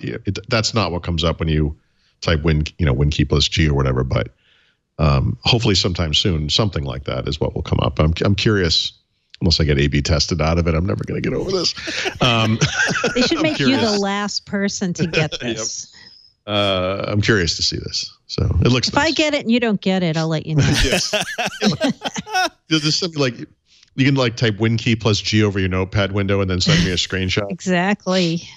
Well, I do like the fact that they are promoting the broadcast side. So they've recognized this is actually a killer feature that Microsoft can offer in the WinBar, in the game bar, and that is, well, why not give me granular control of which services I'm streaming to, make it really easy for me to start a session, and then I do have a reason to use it. I mean, this could be a fantastic broadcasting platform, not just for gamers, Mary Jo, by the way, for anyone who wants to use their Windows machine. They should turn it into a complete screencasting platform that works across non-games as well. I mean, I wondered if they were going to do that. I did. Yeah. It makes sense. I think they are. It does make sense. They're probably just figuring out how to do it right now. But I mean, you can bring game bar over any window. It doesn't have to be a game. Yeah. They don't actually sense that or whatever. So if you want to broadcast your notepad, I mean, exactly. I'm sure you'd have people live blog Mary Jo taking notes at a Microsoft event. She just misspelled that. Actually, that would be interesting. Instead of live tweeting, people will just click and you're live typing, live notepadding. Nothing we can't live notepadding. I think this is an untapped industry, Mary Jo. It's called note casting. Ooh, nice. Yep. All right, let's go to something a bit more productive, specifically something that I think a lot of us have been waiting for a while, and that is The Office on Chromebook. I don't know about you, but I have recently I've recently gone all in on Chromebooks. I bought 2 of them. I gave one to my mother, one to my father. I have one for myself here at the office. We've got the Acer R13s. That's the convertible, flip around. Convertible, costs about $350. Lasts for 12 hours on a charge. Touchscreen, actually really nice construction. Not cheap, not plasticky. Good keyboard, good touchpad. But the fact that I can now run Windows apps natively, not in a browser, I like that. What's the deal with this? This is a very suspicious and odd story because all right. The reason I say it, well, I guess I shouldn't have expected Microsoft to make a big deal out of this since it's indirectly directly helping their competitor, Google, right? But the site Chrome Unboxed has been kind of monitoring it. Does every Chromebook now get Office or only some? Because it seemed like some were getting the apps and some weren't. But as of this week, they said it seems like almost everyone is getting at least some of the Office apps now from the Google Play Store. I asked Microsoft for comment on this, by the way, and so far they haven't been able to come up with a comment, which is kind of interesting. I'm not sure what they're going to say ultimately about it. Like, yeah, we meant to do it or we didn't mean to do it. And the thing to keep in mind, though, is a lot of people are like, oh, I can just get Office for free now. Well, you can't get it for free. No, you cannot. Because if you have a device with a screen over 10.1 inches, you have to have an Office 365 subscription to truly use Office. So, these apps are in the Play Store for most Chromebook users, it seems, but you have to have a subscription to actually use them in a constructive way. So 1 year ago this month, Microsoft did publicly say that they would support their Android mobile app versions of the Office apps on Chromebook when that capability, meaning the capability to run Android apps in the Play Store on Chrome OS, was shipping in final form. Yep. So interestingly, is it though? Well, that's the thing. Not everywhere, right? So yeah. The Pixel Book, which shipped, I guess this month actually, was the first to ship out of the box with that native support with no beta, no preview, whatever. And that was what was holding it up. But or what was the rationale for the timing? They said at that time, and again, this is a year ago, that there are issues porting Android app or making Android apps run efficiently on Chrome OS, and so depending on the app, you have to do different things. And they said they would support that stuff. You want to be able to type in text boxes and. Sorry. But they also had a weird qualifier last year. They said on compatible devices, right? Well, and they never really explained Chromebooks that run Android. No, it's Chromebooks that run Android. That was it. There was nothing else besides that. Yeah. That was the qualifier. Yeah. Okay. So I tested this on an Acer Chromebook for work. I have some of the Office apps, but not all of them. It's kind of strange. Like I have off the top of my head, I think it's Word, Excel, OneNote, which it doesn't matter. OneNote and Outlook. But I don't have PowerPoint. That's odd. I don't know why. But whatever. Did they bundle in access? Because you need access on a Chromebook. No, there's no access. So no, it's whatever was available on Android would be the ultimate list of stuff that would be there. But there's an interesting kind of conversation to be had around this because it's not just Microsoft apps, but if we just keep it to Microsoft apps, you get into a situation where you might have web-based apps that do the same thing, and then you have these Android-based apps, in which do you choose? And for web-based apps, they don't actually have apps in like the Chrome web store or anything like that, but you can browse to Office Online and access the web-based versions of Word, Excel, PowerPoint, and probably in Outlook.com and Outlook on the web and that kind of thing. And so it's kind of strange, because this is a hybrid system, which do you use? The apps that I looked at, they run full screen, obviously. They work keyboard and mouse, obviously. They seem to work fine. They don't look special or different. I mean, they look a lot like the mobile Windows apps as well. And these aren't great examples because you could have something like Spotify, for example, is something that does have a web app and an Android app. And you can run the Android apps as little phone apps in floating windows on your Chromebook screen next to floating web windows for, full screen apps or whatever. And you get into this kind of goofy thing. And I think for a lot of people, it's like apps are apps. But the problem is you might have two apps with the exact same name in your, they don't call it start menu, but whatever the start menu is called. And which is which, and how do you choose, and how do you know which is what? It's kind of an interesting, complexity. Dilemma. I think for normal people. That's like Skype, right? Like when you have a machine that can support the various versions of Skype, you're like, okay, which one is this one, right? Yeah, like, and actually Skype's a good example because without Android apps, Skype is borderline useless on Android. You can run the web-based version of Skype, which provides for text messaging only, but now you can run the Android version of Skype, and theoretically, I've not tried this, but I could do this podcast with that. It's the full thing. It does video. It does everything. So that in that case, I guess maybe the choice is obvious, but in some cases, it's not. Yeah. This was really the missing link for me getting Chromebooks for my parents because they already do most of their work in browsers. They're fully invested in the cloud. That's where their email is. That's where all their entertainment is. A Chromebook can do all that. It can watch Netflix. It can watch Amazon Video. The fact that I can now say, oh, by the way, this runs Word, which is the one program from the Office that you still use, that's perfect. And it means that I can give them a computer that I know is not going to get infected. No matter what they do, no matter what sites they visit, they're not going to install something on it that's going to be stealing their information.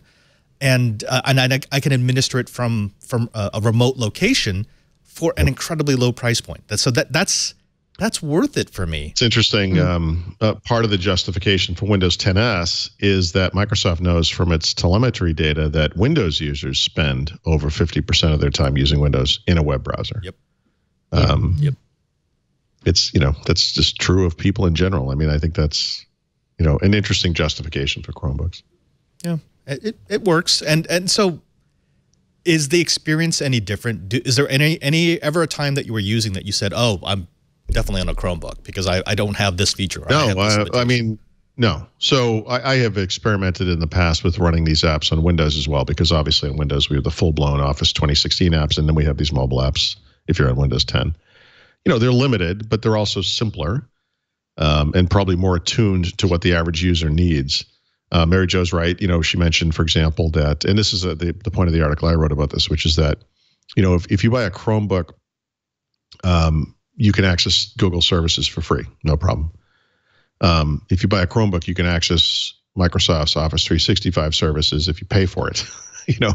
And I think they need to fix that. There needs to be a free tier, because otherwise they just don't compete. But as far as the usability of the apps, I do have an Office 365 account. I mean, it works exactly as you would expect. It works fine. And I wrote that article using that, for example. And it works great. There's no problem at all. Mary Jo, any temptation to move over to a Chromebook?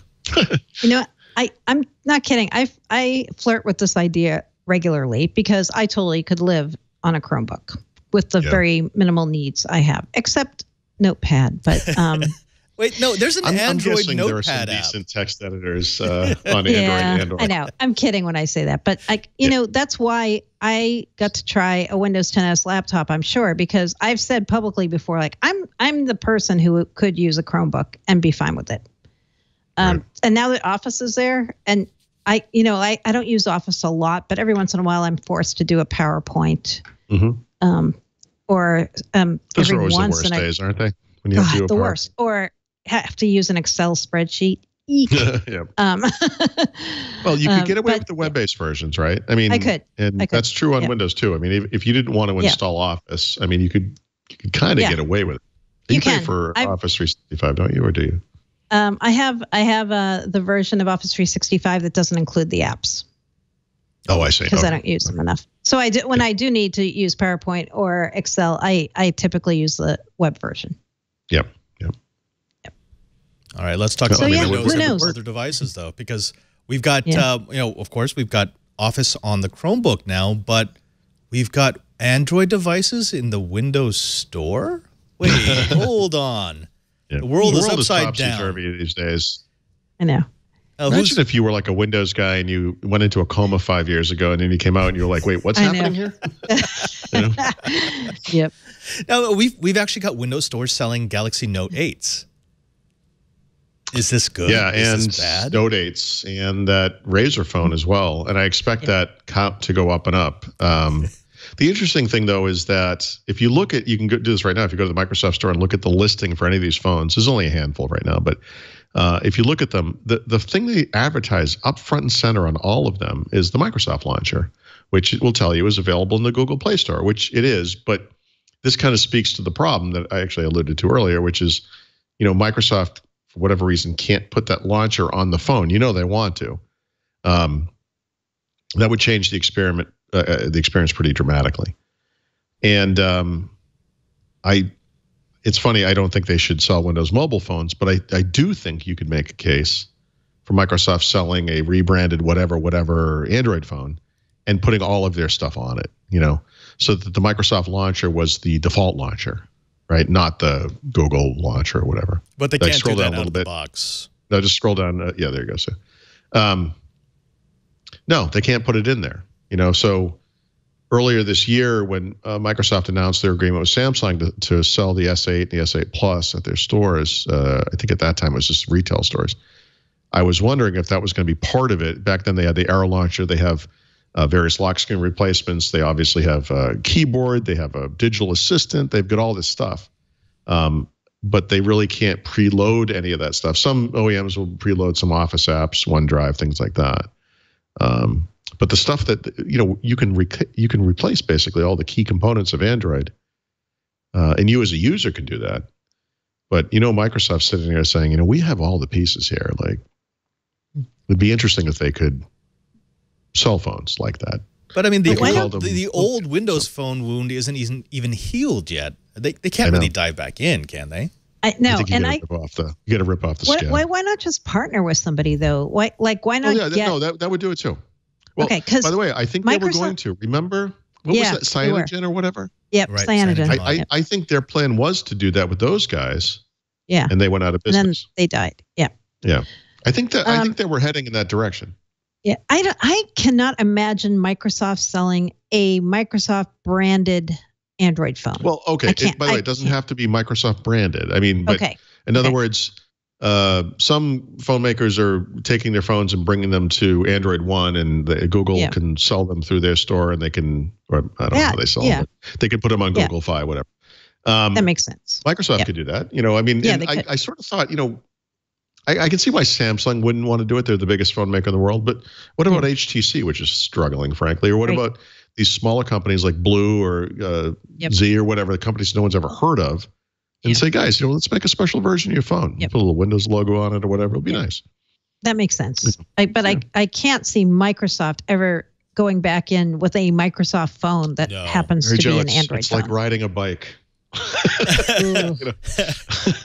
I mean, even all those Andromeda rumors, right? Like that thing's not really a phone. Like we're thinking of phones, the Microsoft Andromeda hardware. That seems more like a foldable tablet that happens to have telephony capabilities. It doesn't seem like some new Surface form factor, and it will be a chance for them to come out and champion the fact that this is what we do, and whatever. And by the way, maybe it makes phone calls. Yep. Okay. Yep. Maybe. Well, yeah, that's the other part of it, which is why does it have to be a phone? They just want to be on mobile. They just want that second screen. They've got that with the Surface. Yeah. I don't know. Tablets are a little tough, but I would say even a tablet type device, which arguably Andromeda sort of is a tablet type thing.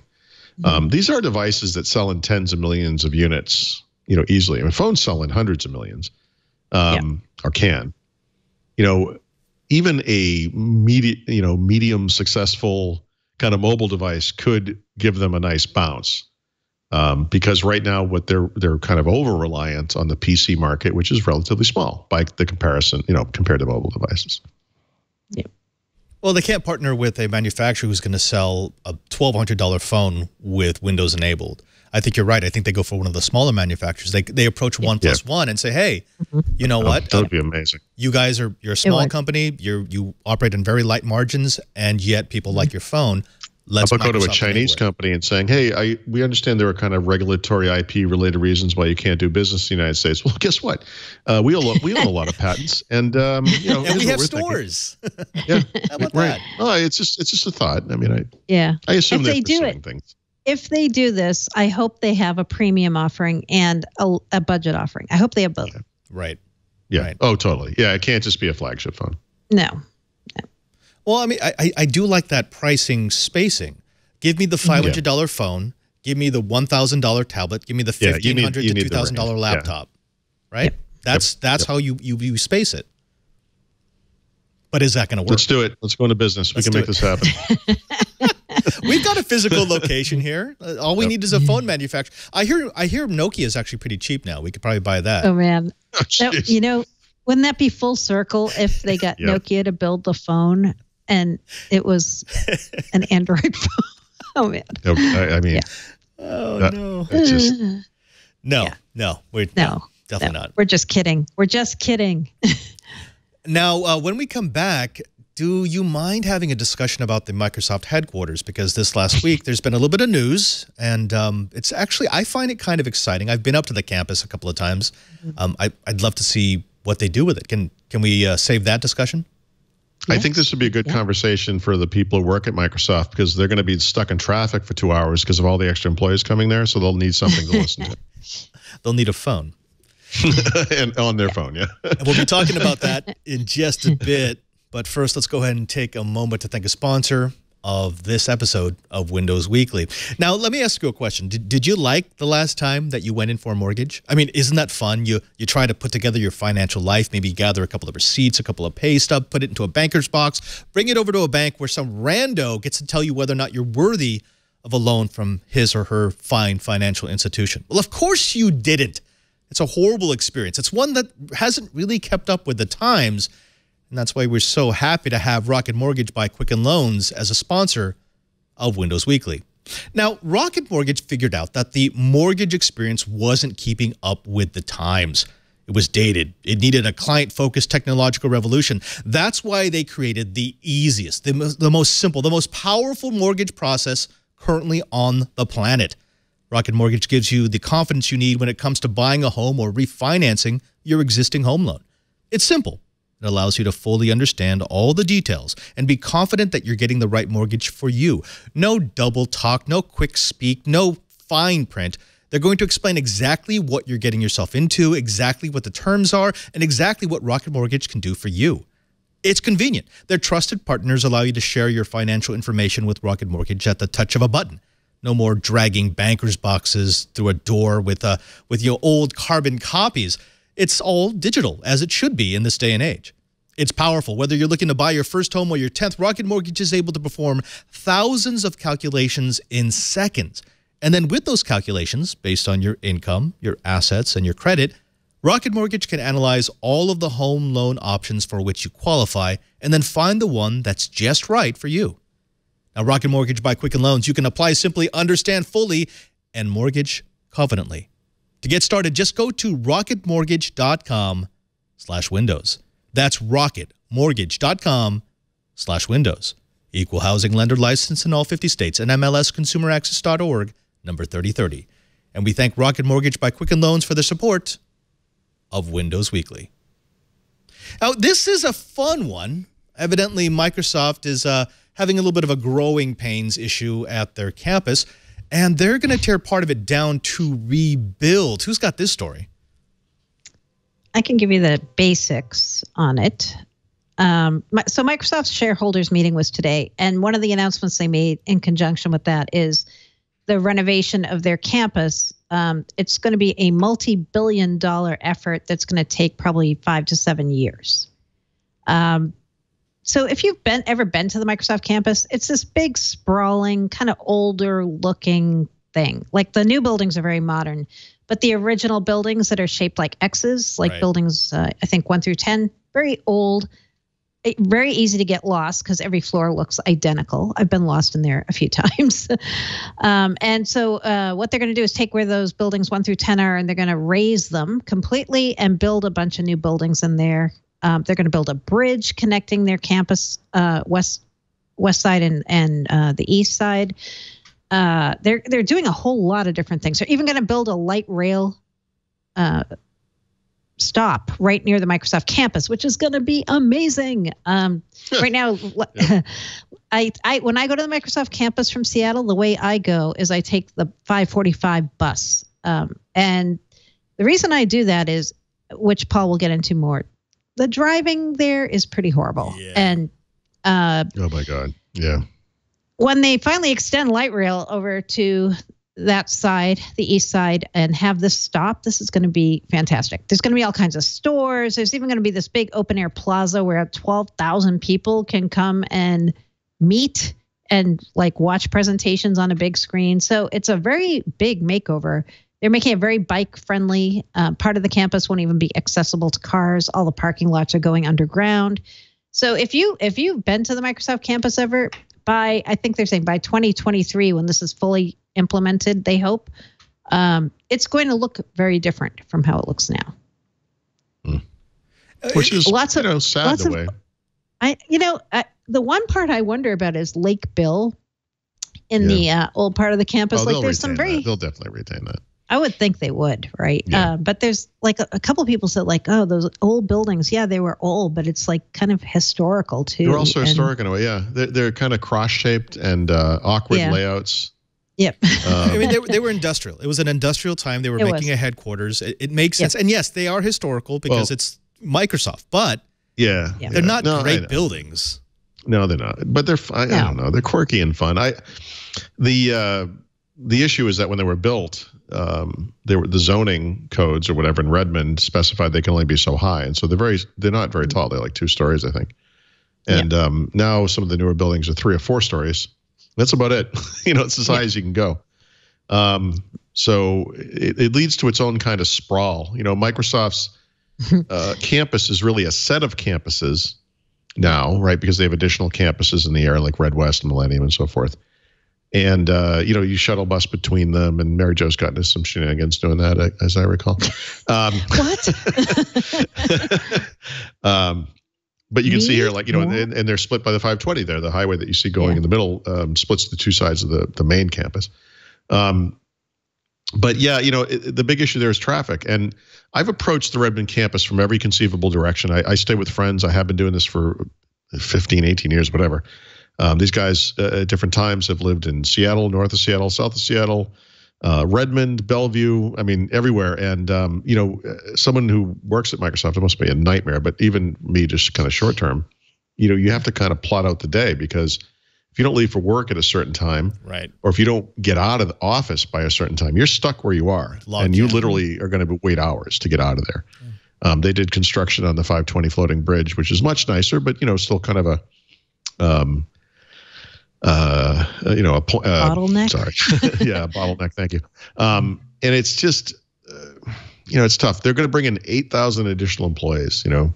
And so hopefully over time with the trains, the trams or whatever, this won't be as bad. But I just don't see an end to the gridlock there. Not to mention the high prices with real estate, the general congestion of the area.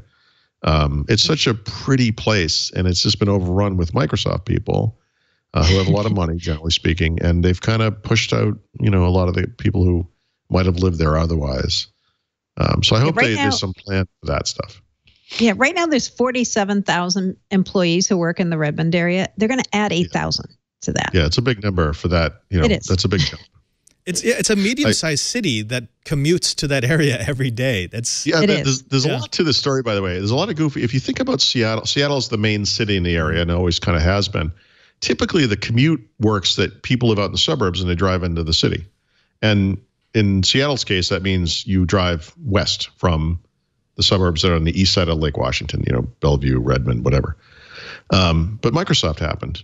And all of a sudden, the commutes were happening in the opposite direction. And the infrastructure was not set up for this, nor was it set up for the size of the population. And so Bellevue has turned into a city in its own right. It's got great restaurants. It's kind of a neat place now. Bellevue was always kind of a nothing place.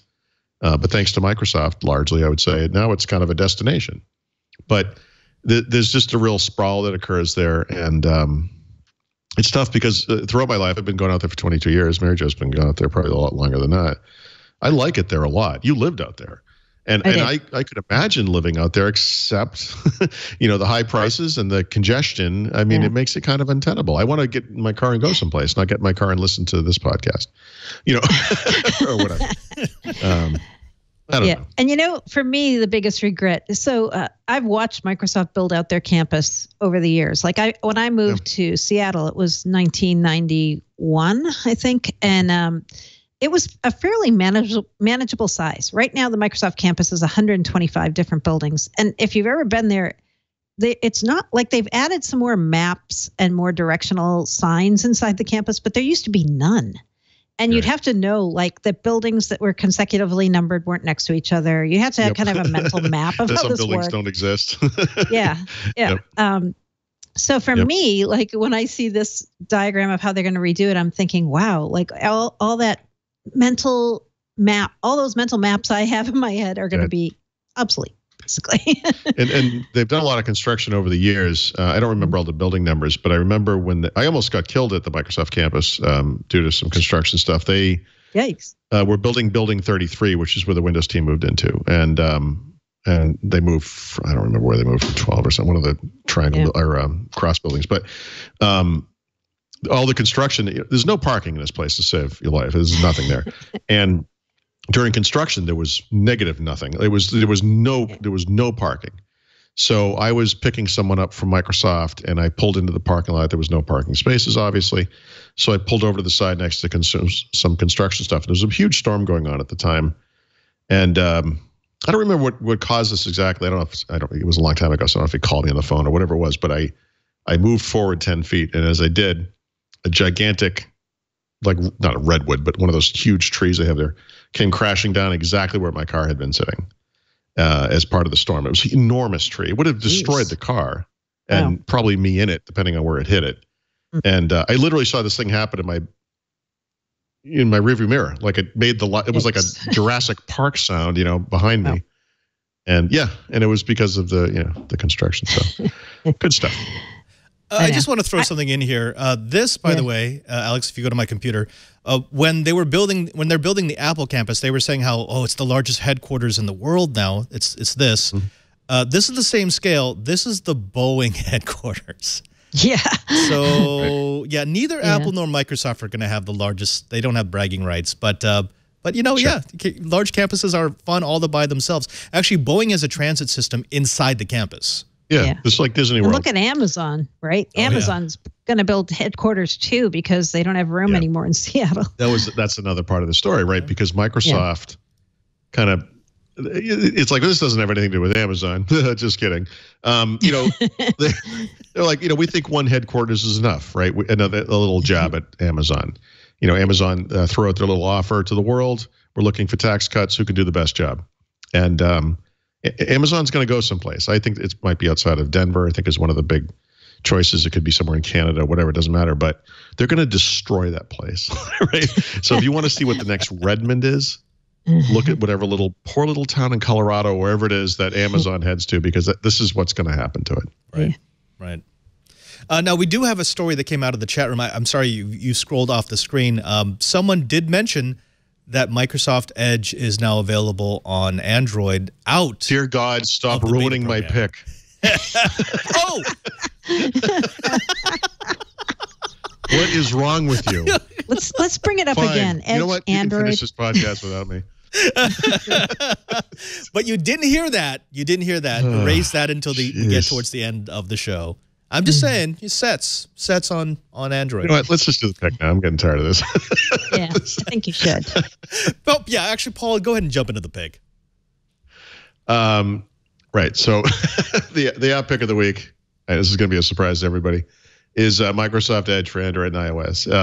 I've actually used this pick in the past, but it's really interesting to me how quickly this thing is being updated on mobile. I mean, you can make the argument it needs to be updated. Obviously, it was in a preview. It's incomplete form and all that kind of stuff. But there's a nice contrast there, right, between Edge on mobile and Edge on Windows 10, where it's kind of stuck on the Windows 10 update schedule.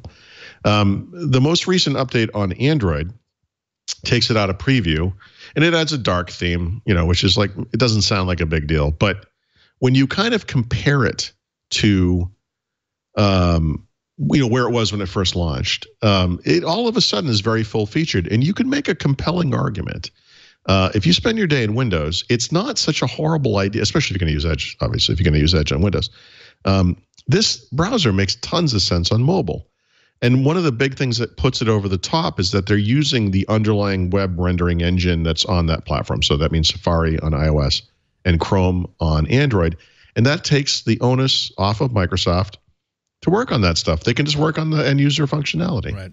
So you get all the cross-device sync, you get password sync, and you get all the cross compatibility with Continue on PC, which, like I said earlier, is very seamless in this browser. So, if you want to use Edge, but you kind of found, some issues and reasons not to, I would just say look at it again, because this thing has been evolving very fast. It's really, really nice on mobile. I mean, for me, Edge has always been one of the browser choices I've got. It used to be I had Edge, Firefox, and Chrome, and now I'm down to Chrome and Edge. More and more, I find there are times I want to go to Edge. Edge just does certain things much better. Even for something like Google Drive, Edge scrolls much better than Chrome, which is kind of mind-boggling. Yeah, so, right, there you go. I actually use Firefox now, by the way, in kind of an ironic or hypocritical way. I have started using that across platform. There is something to be said for using the same browser everywhere when you can do that, and that was a missing link for Edge. And I think, it obviously puts it over the top here for people who do want to use Edge on Windows, that you could use it on mobile as well. I have it on my Android. Yeah. Wait, so you had the beta or you had the official app? The official. And I have the dark theme. Yep. It's pretty. I haven't downloaded it yet. I'll give it a try. I do want to see it twice just this week. Yeah. Like, I mean, it's pretty impressive. They've updated Edge on Windows twice this year. That's that's true. I do want to see if the continue on PC feature works as seamlessly as you've suggested, because I find myself. Yeah, it's great. There's a button right in the center of the toolbar. You tap it, it brings up your list of PCs. You can send it right away. It will pop up on the screen. You can send it later, and then you get a notification on all of your PCs, and you can go anytime you want and access it later. It's nice. That's very cool. There have been a couple of times where I've been on my phone, and I find a story that I actually want to use for one of the shows. And so I bookmark it, which will bookmark sync to my Chrome browser on my desktop. Yeah, I save it to Pocket, which is my version of Mary Jo emailing photos to herself. It's like, it really is. It's the same thing. Like, I'm just going to access it somewhere else. Yeah. So I just click continue on PC and it will pop up on my Edge browser in my PC. Right. Okay. Yep. I'll give it a try today. It does work. It's quick too. Not bad. Yep. I'm sorry we kept stepping on your app pick. It's what I do. I'm sorry. I don't read down to the bottom of the doc. I like it to be a surprise to me as it is a surprise to our audience. I'm going to choose to believe that. All right. So the tip of the week is kind of nebulous. If you were listening in earlier, I didn't actually have one as the show started.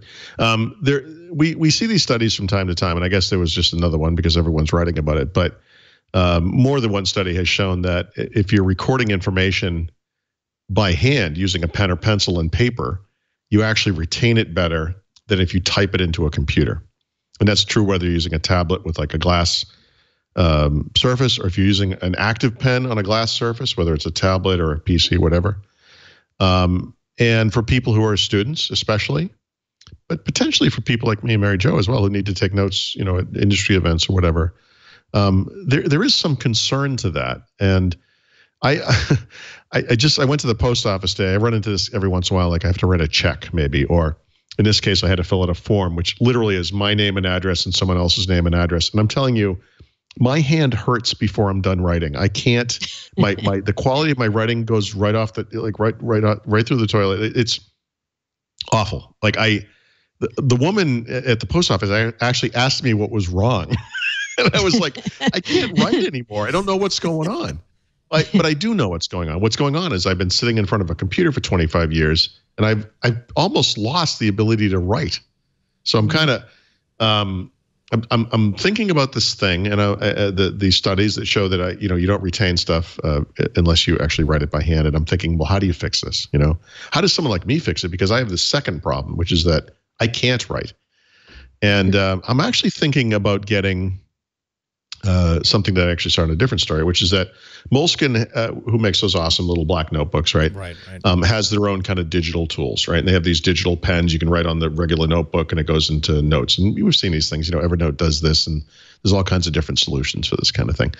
That smart writing set is now compatible with Windows 10. They actually have a native Windows 10 app. So they have one obviously for Android, they have one for iOS, and now they have one for Windows 10. And what I'm thinking is, maybe I should start training myself to write in this kind of a notebook it's a digital pen, but it's a pen. It writes in ink, and it writes on paper, and sort of retrain myself to write. And in a sense, I will achieve two things, which hopefully includes better retention of the information I'm listening to, and also the ability to write a check without my hand wanting to collapse.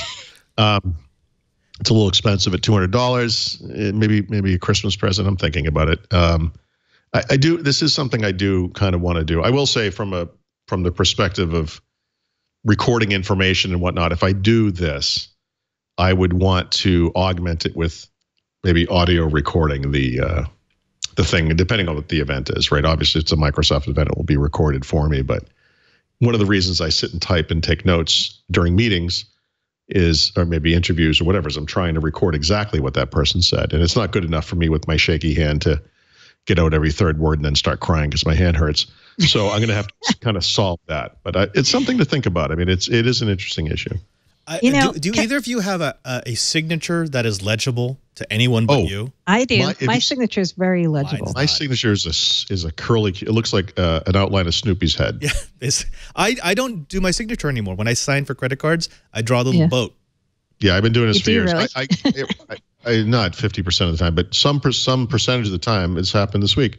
I'll give my card to a person at a register or whatever, and they'll look at it and say, "Do I need to check your ID?" Because they think that they can't. They like, this is clearly not a signature. Is it telling me something? You know, it's like, no. I want to weigh in on one quick thing on this writing thing, because I took handwritten notes my entire career until about a year and a half or 2 years ago, and I have finally trained myself to take fast type notes.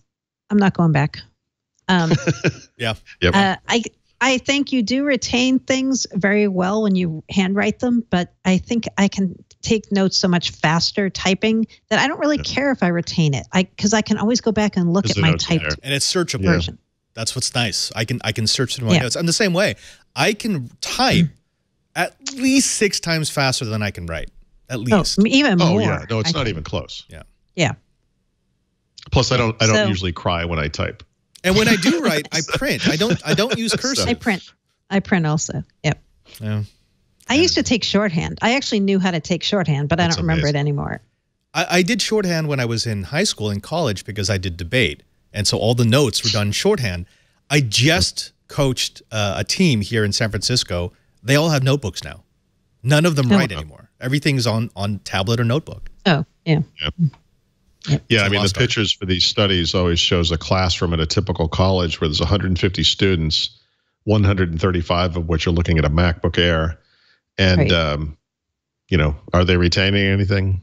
Well, this goes back to our pre-show conversation, Paul. Is there any value to retaining anymore? If I can just recall it on a device, do I have to retain it? This is turning into an Isaac Asimov story, and I got to tell you, I am not comfortable with this future. You know, though, the reason this comes up a lot, of course, is Microsoft is looking for more reasons for people to use the pen, right? And so they love these studies, right? They're like, look, you be using the pen, right?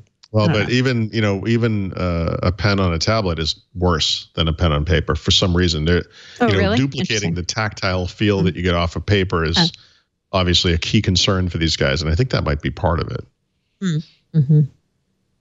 Also, I want to see how the study was actually set up. How did they choose the people for this study? Right. Sure. Because, I mean, there's an entire generation of students that I deal with on an almost daily basis who they couldn't write to save their lives. They don't write anything. Part of it might be the distraction environment that every digital device is, and that what's really happening is you have the expectation of being constantly entertained. And if your mind starts drifting over there, maybe I can play some Candy Crush game or whatever it is, or see what's going on ESPN.com or whatever. No one's interested in a restrictive device that only has Notepad on it or whatever and nothing else, right? I don't know. I think we're going through the wormhole. It's over. We're going to be stuck to feeding tubes, and it's going to be like the Matrix. Wow. Well, let's go to the Matrix, straight to the enterprise pick of the week. Mary Jo Foley, tell me about location services with TomTom. I know, right? That's an odd one. Excuse me. So Azure location-based services is now in preview as of this week. And initially, it's being powered by TomTom's online APIs. Microsoft's plan is to add other location technologies in the future to it. But what this is a service in Azure that provides things like mapping, search, routing, traffic, time zones, all these kinds of things that would matter if you're doing asset tracking, transportation fleets, or even autonomous driving, right? So this is a very early version of this, and Microsoft's definitely positioning it as something that will be key to their IoT and their connected car strategies. But still interesting that they've already got a preview out on this, and I bet we'll hear more. I would just guess we're going to hear more at Consumer Electronics Show on this because of the emphasis in that show these days about autonomous cars and autonomous driving. I get the concept, but why TomTom? I know. That is a good question, and I don't know why they went with them as the initial partner. maybe there was no one else to go with. I don't know. What else can I tell you? It's going to be generally available in calendar 2018, they said. And it can be used as a standalone service or can be integrated with other Azure services, and pricing will be consumption-based pricing. That's all I know. I don't know why they picked TomTom.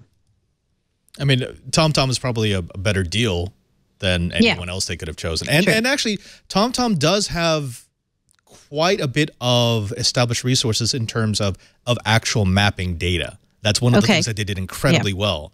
They're not buying their data from anybody else. They actually created their own data set. So I could see that. I mean, Microsoft did a deal with Here, the mapping people a while back. I don't know if they're also going to integrate that data with this. I would think so, because a year ago they did a thing they called a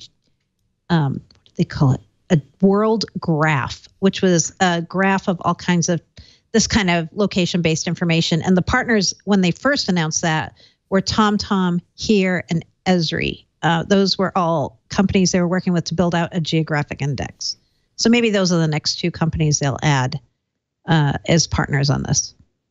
Yeah, and I mean, location-based services right now, if you really want to do it on a enterprise scale, it's Google. You go with Google, because even Amazon doesn't have location-based down. So if Microsoft can provide this with their Azure business plans, that's actually that's a significant advantage. Definitely. And they've been doing a lot of things with like long haul trucking as one of their big showcase kinds of verticals. So this obviously would fit in very well with that as well. Right. Something else that might fit in is our project Codename of the week. And I'm so happy that this involves the Xbox, because Mary Jo, as we all know, you're a big Noted fan. Yep. Noted fan, yes. So, we were talking at the start of the show about sets and about timeline. Well, a lot of the technology that's underneath the covers of these things is something Microsoft talked about for the first time publicly back at Build 2016. It was a code name that we still use now called Project Rome. And Project Rome actually did come out of Xbox. It used a lot of the Xbox Smart Glass technology, if you remember that product, which was the idea of like a second screen that would work with your Xbox. So if you were watching a movie, you could have who is that character, and you could be looking at a second screen and be able to get more information on things as they were happening on the big screen. So that the reason Rome is figuring in here is it's all about the handoff, right? Pick up where you left off. All that technology, it ties in with this Rome API. And in fact, today there was a community stand-up with Kevin Gallo for Windows 10, and he was talking up Rome big time about developers should be very cognizant of what's going on with Microsoft and Rome, and you really need to understand Rome if you want to understand where we're going with Windows. So I brought it out again as the code name of the week because it figures into so many things having to do with Windows 10 these days. Right. So timeline is based off of Rome. Is sets? Maybe just through the integration of timeline and sets that there'll be some component that'll draw on Rome, perhaps. But yeah, kind of interesting. Yep. When in Rome, use Rome. Which, by the way, both of you are going to visit me when I'm there, right? Yes. I consider that invitation to be gold. I desperately would like to go back to Rome. Me too. I actually, and I will have the key to the special sub basement. So finally. Ooh. The real Da Vinci Code. Where? When are you going? When are you doing September. So September 1st is my the drop dead day. I have to be there. Okay. And is there a time frame for this? How long I'll be there? Yeah. Somewhere between 1 and 40 years. Okay. Yeah. So, so somewhere between no time and infinity. In infinity, right? It's Roman time. Roman time works differently. Wow. Okay. Yeah. So please come visit me. That would be awesome. I would love to come. I literally, this is a true story. I was just talking to my wife about Rome today. Wow. It's true. And I have received permission for two things. One, I will be building a studio on our campus, so you can broadcast from Rome. Oh, wow. Two, I'm building a maker classroom for people around Rome. So it'll be fun. So I don't know how long you're going to be there. Obviously, no one does, but the chances of me getting back to Rome are very high. Very high. Well, you've got my contact information. And our house is literally a 3-minute walk to St. Peter's. Wow. Oh, wow. Do you have like a backdoor entrance? Because, you know, the line's there. Actually, we do. Speaking of like traffic in Redmond. Yeah, no kidding. The only thing worse than that is waiting in the line to get in St. Peter's. If you were to bring it up on Google Maps, our campus is, it touches the Vatican walls. So that's amazing. It's right there. If you look on Bing Maps, it actually shows you a relief. So you can see my room. Yay. Wow. And as always, we have to end the show with the beer pick of the week. You know, I was just thinking the other day that there's not enough geese in my beer.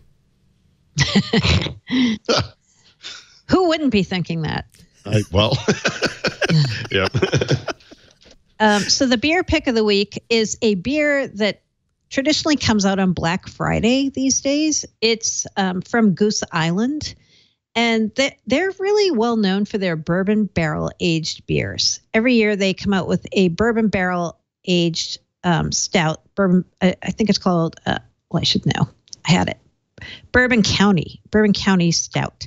So I actually don't remember this that well because I was trying all the different years when I was trying it. So I was trying 2015 and 2016 and 2017. But I have to say, the one that's out this year, 2017, is really, really good. It's roasty, it's chocolatey, it's got a really deep but mellow flavor. You're not like hit over the head with bourbon. So if you get to see it anywhere, and it has fairly wide distribution in the United States, Goose Island Bourbon County Stout 2017 is worth seeking out. There are a lot of variants of Bourbon County. There's coffee and there's the proprietor's release and all different kinds of things. But if you just get the basic Bourbon County Stout, I don't think you will be disappointed. Wait a minute, Mary Jo, to get that bourbon flavor, is it just about the barrel that you fermented in? Yeah. It's just that aged oaky. in the bourbon barrel. Okay. Aged in there. Oh, Yep. so they aged it in a Kind of barrel that was classic already used for alcohol bourbon. strategy when you think about it. You know, no, it is. I mean, all kinds of alcohols do this. You know, age something in a different barrel. You know. Mm-hmm. Oh, you're going to pick up the flavor of it, so yeah, You do. Why not? Yeah, the older ones, like 2015, man, it's very bourbony, even though all it was aged in a barrel. Very heavily taste of bourbon. Now, I don't drink, but I got to ask, Right. could you get the same effect by pouring some bourbon into beer? No, it wouldn't be the same. You know, some people try to take that shortcut, I think, with their bourbon stouts. They throw some bourbon in and say, hey, it tastes like an aged beer. It doesn't taste the same. You don't get the barrel. It's not an infusion, it's a mix. It's not. Yeah, it's not something I would seek out myself. I would go for the barrel. And also, I think if I poured a bunch of bourbon into beer, Alex would probably strike me. I think what you're making there is like a Tom Collins or a Kind of. like, yeah. you know, that kind of thing, like just like a mixed drink, you know. Oh, Yeah. is that one of those things where you put it into a shot glass and then drop the shot glass into the beer? Yeah, like or they like do what's beer, that? beer. Kamikaze, is that what it is? The sake in the beer? No, what's that called? Yeah, it's something like, you know, like when you mix like lemonade and A Boilermaker? iced tea or whatever. Like a shandy, you think? Yeah. There's all this terminology that surrounds beer that I just don't. I'm locked out of that world, Mary Jo. You're participating vicariously, though. Yes. Well, I see your stream of pictures, so I just assume that I'm there with you in spirit. Yeah. Yep. Well, I think that's it. I think. Wow, did we actually finish the show? I think we did. Oh, well, It had to happen eventually. it did. It did. And Mary Jo, surprisingly, there wasn't a lot of gaming news. Normally, when it's Paul and I, we're at least going to. Oh well, so you've been gone for a while. There's been a lot of Xbox stuff lately, and There has. in deference to Mary Jo's sanity, I thought I'd try to lay low a little bit. Well, are you going to come to the Christmas party this year? Because we're going to be playing Xbox the entire night. It'll be I don't know. Call of Duty. It's going to be I would enjoy a that. 12-hour Call of Duty marathon. Oh, good Yep. Lord. That's No. that's just a day. That's like a day for me, like a normal day. Well, here we are at the end of the show with Paul Thurrott and Mary Jo Foley. Paul, of course, you need to tell the folks where they can find you when you're not here on Windows Weekly. Well, Thurrott.com is probably the easiest place, and then I'm on Twitter at twitter.com/Thurrott. THURROTT. Anything in the cooking stage? Yeah, so actually next week I'm going to Hawaii. Ooh, wow. For a Qualcomm event, and there's going to be a lot of news. Well, and I especially think with we're all doing the a live show from lawsuits and the counter lawsuits. Yeah. Yeah, I mean, this is more technology related, hopefully, than that stuff. Just in time for Broadcom to buy them, because there's always a bigger fish. I know, right? Now, you know the studio's next to Broadcom, right? I mean, they're literally our neighbors. I did not know that. Yeah. So we could just go over. Yeah. Right. Mary Jo, where can people find you at the ZDNet All About Microsoft blog? Surprisingly, it's allaboutmicrosoft.com where you can find me. Also on Twitter at Mary Jo Foley. I'm there every day pretty much.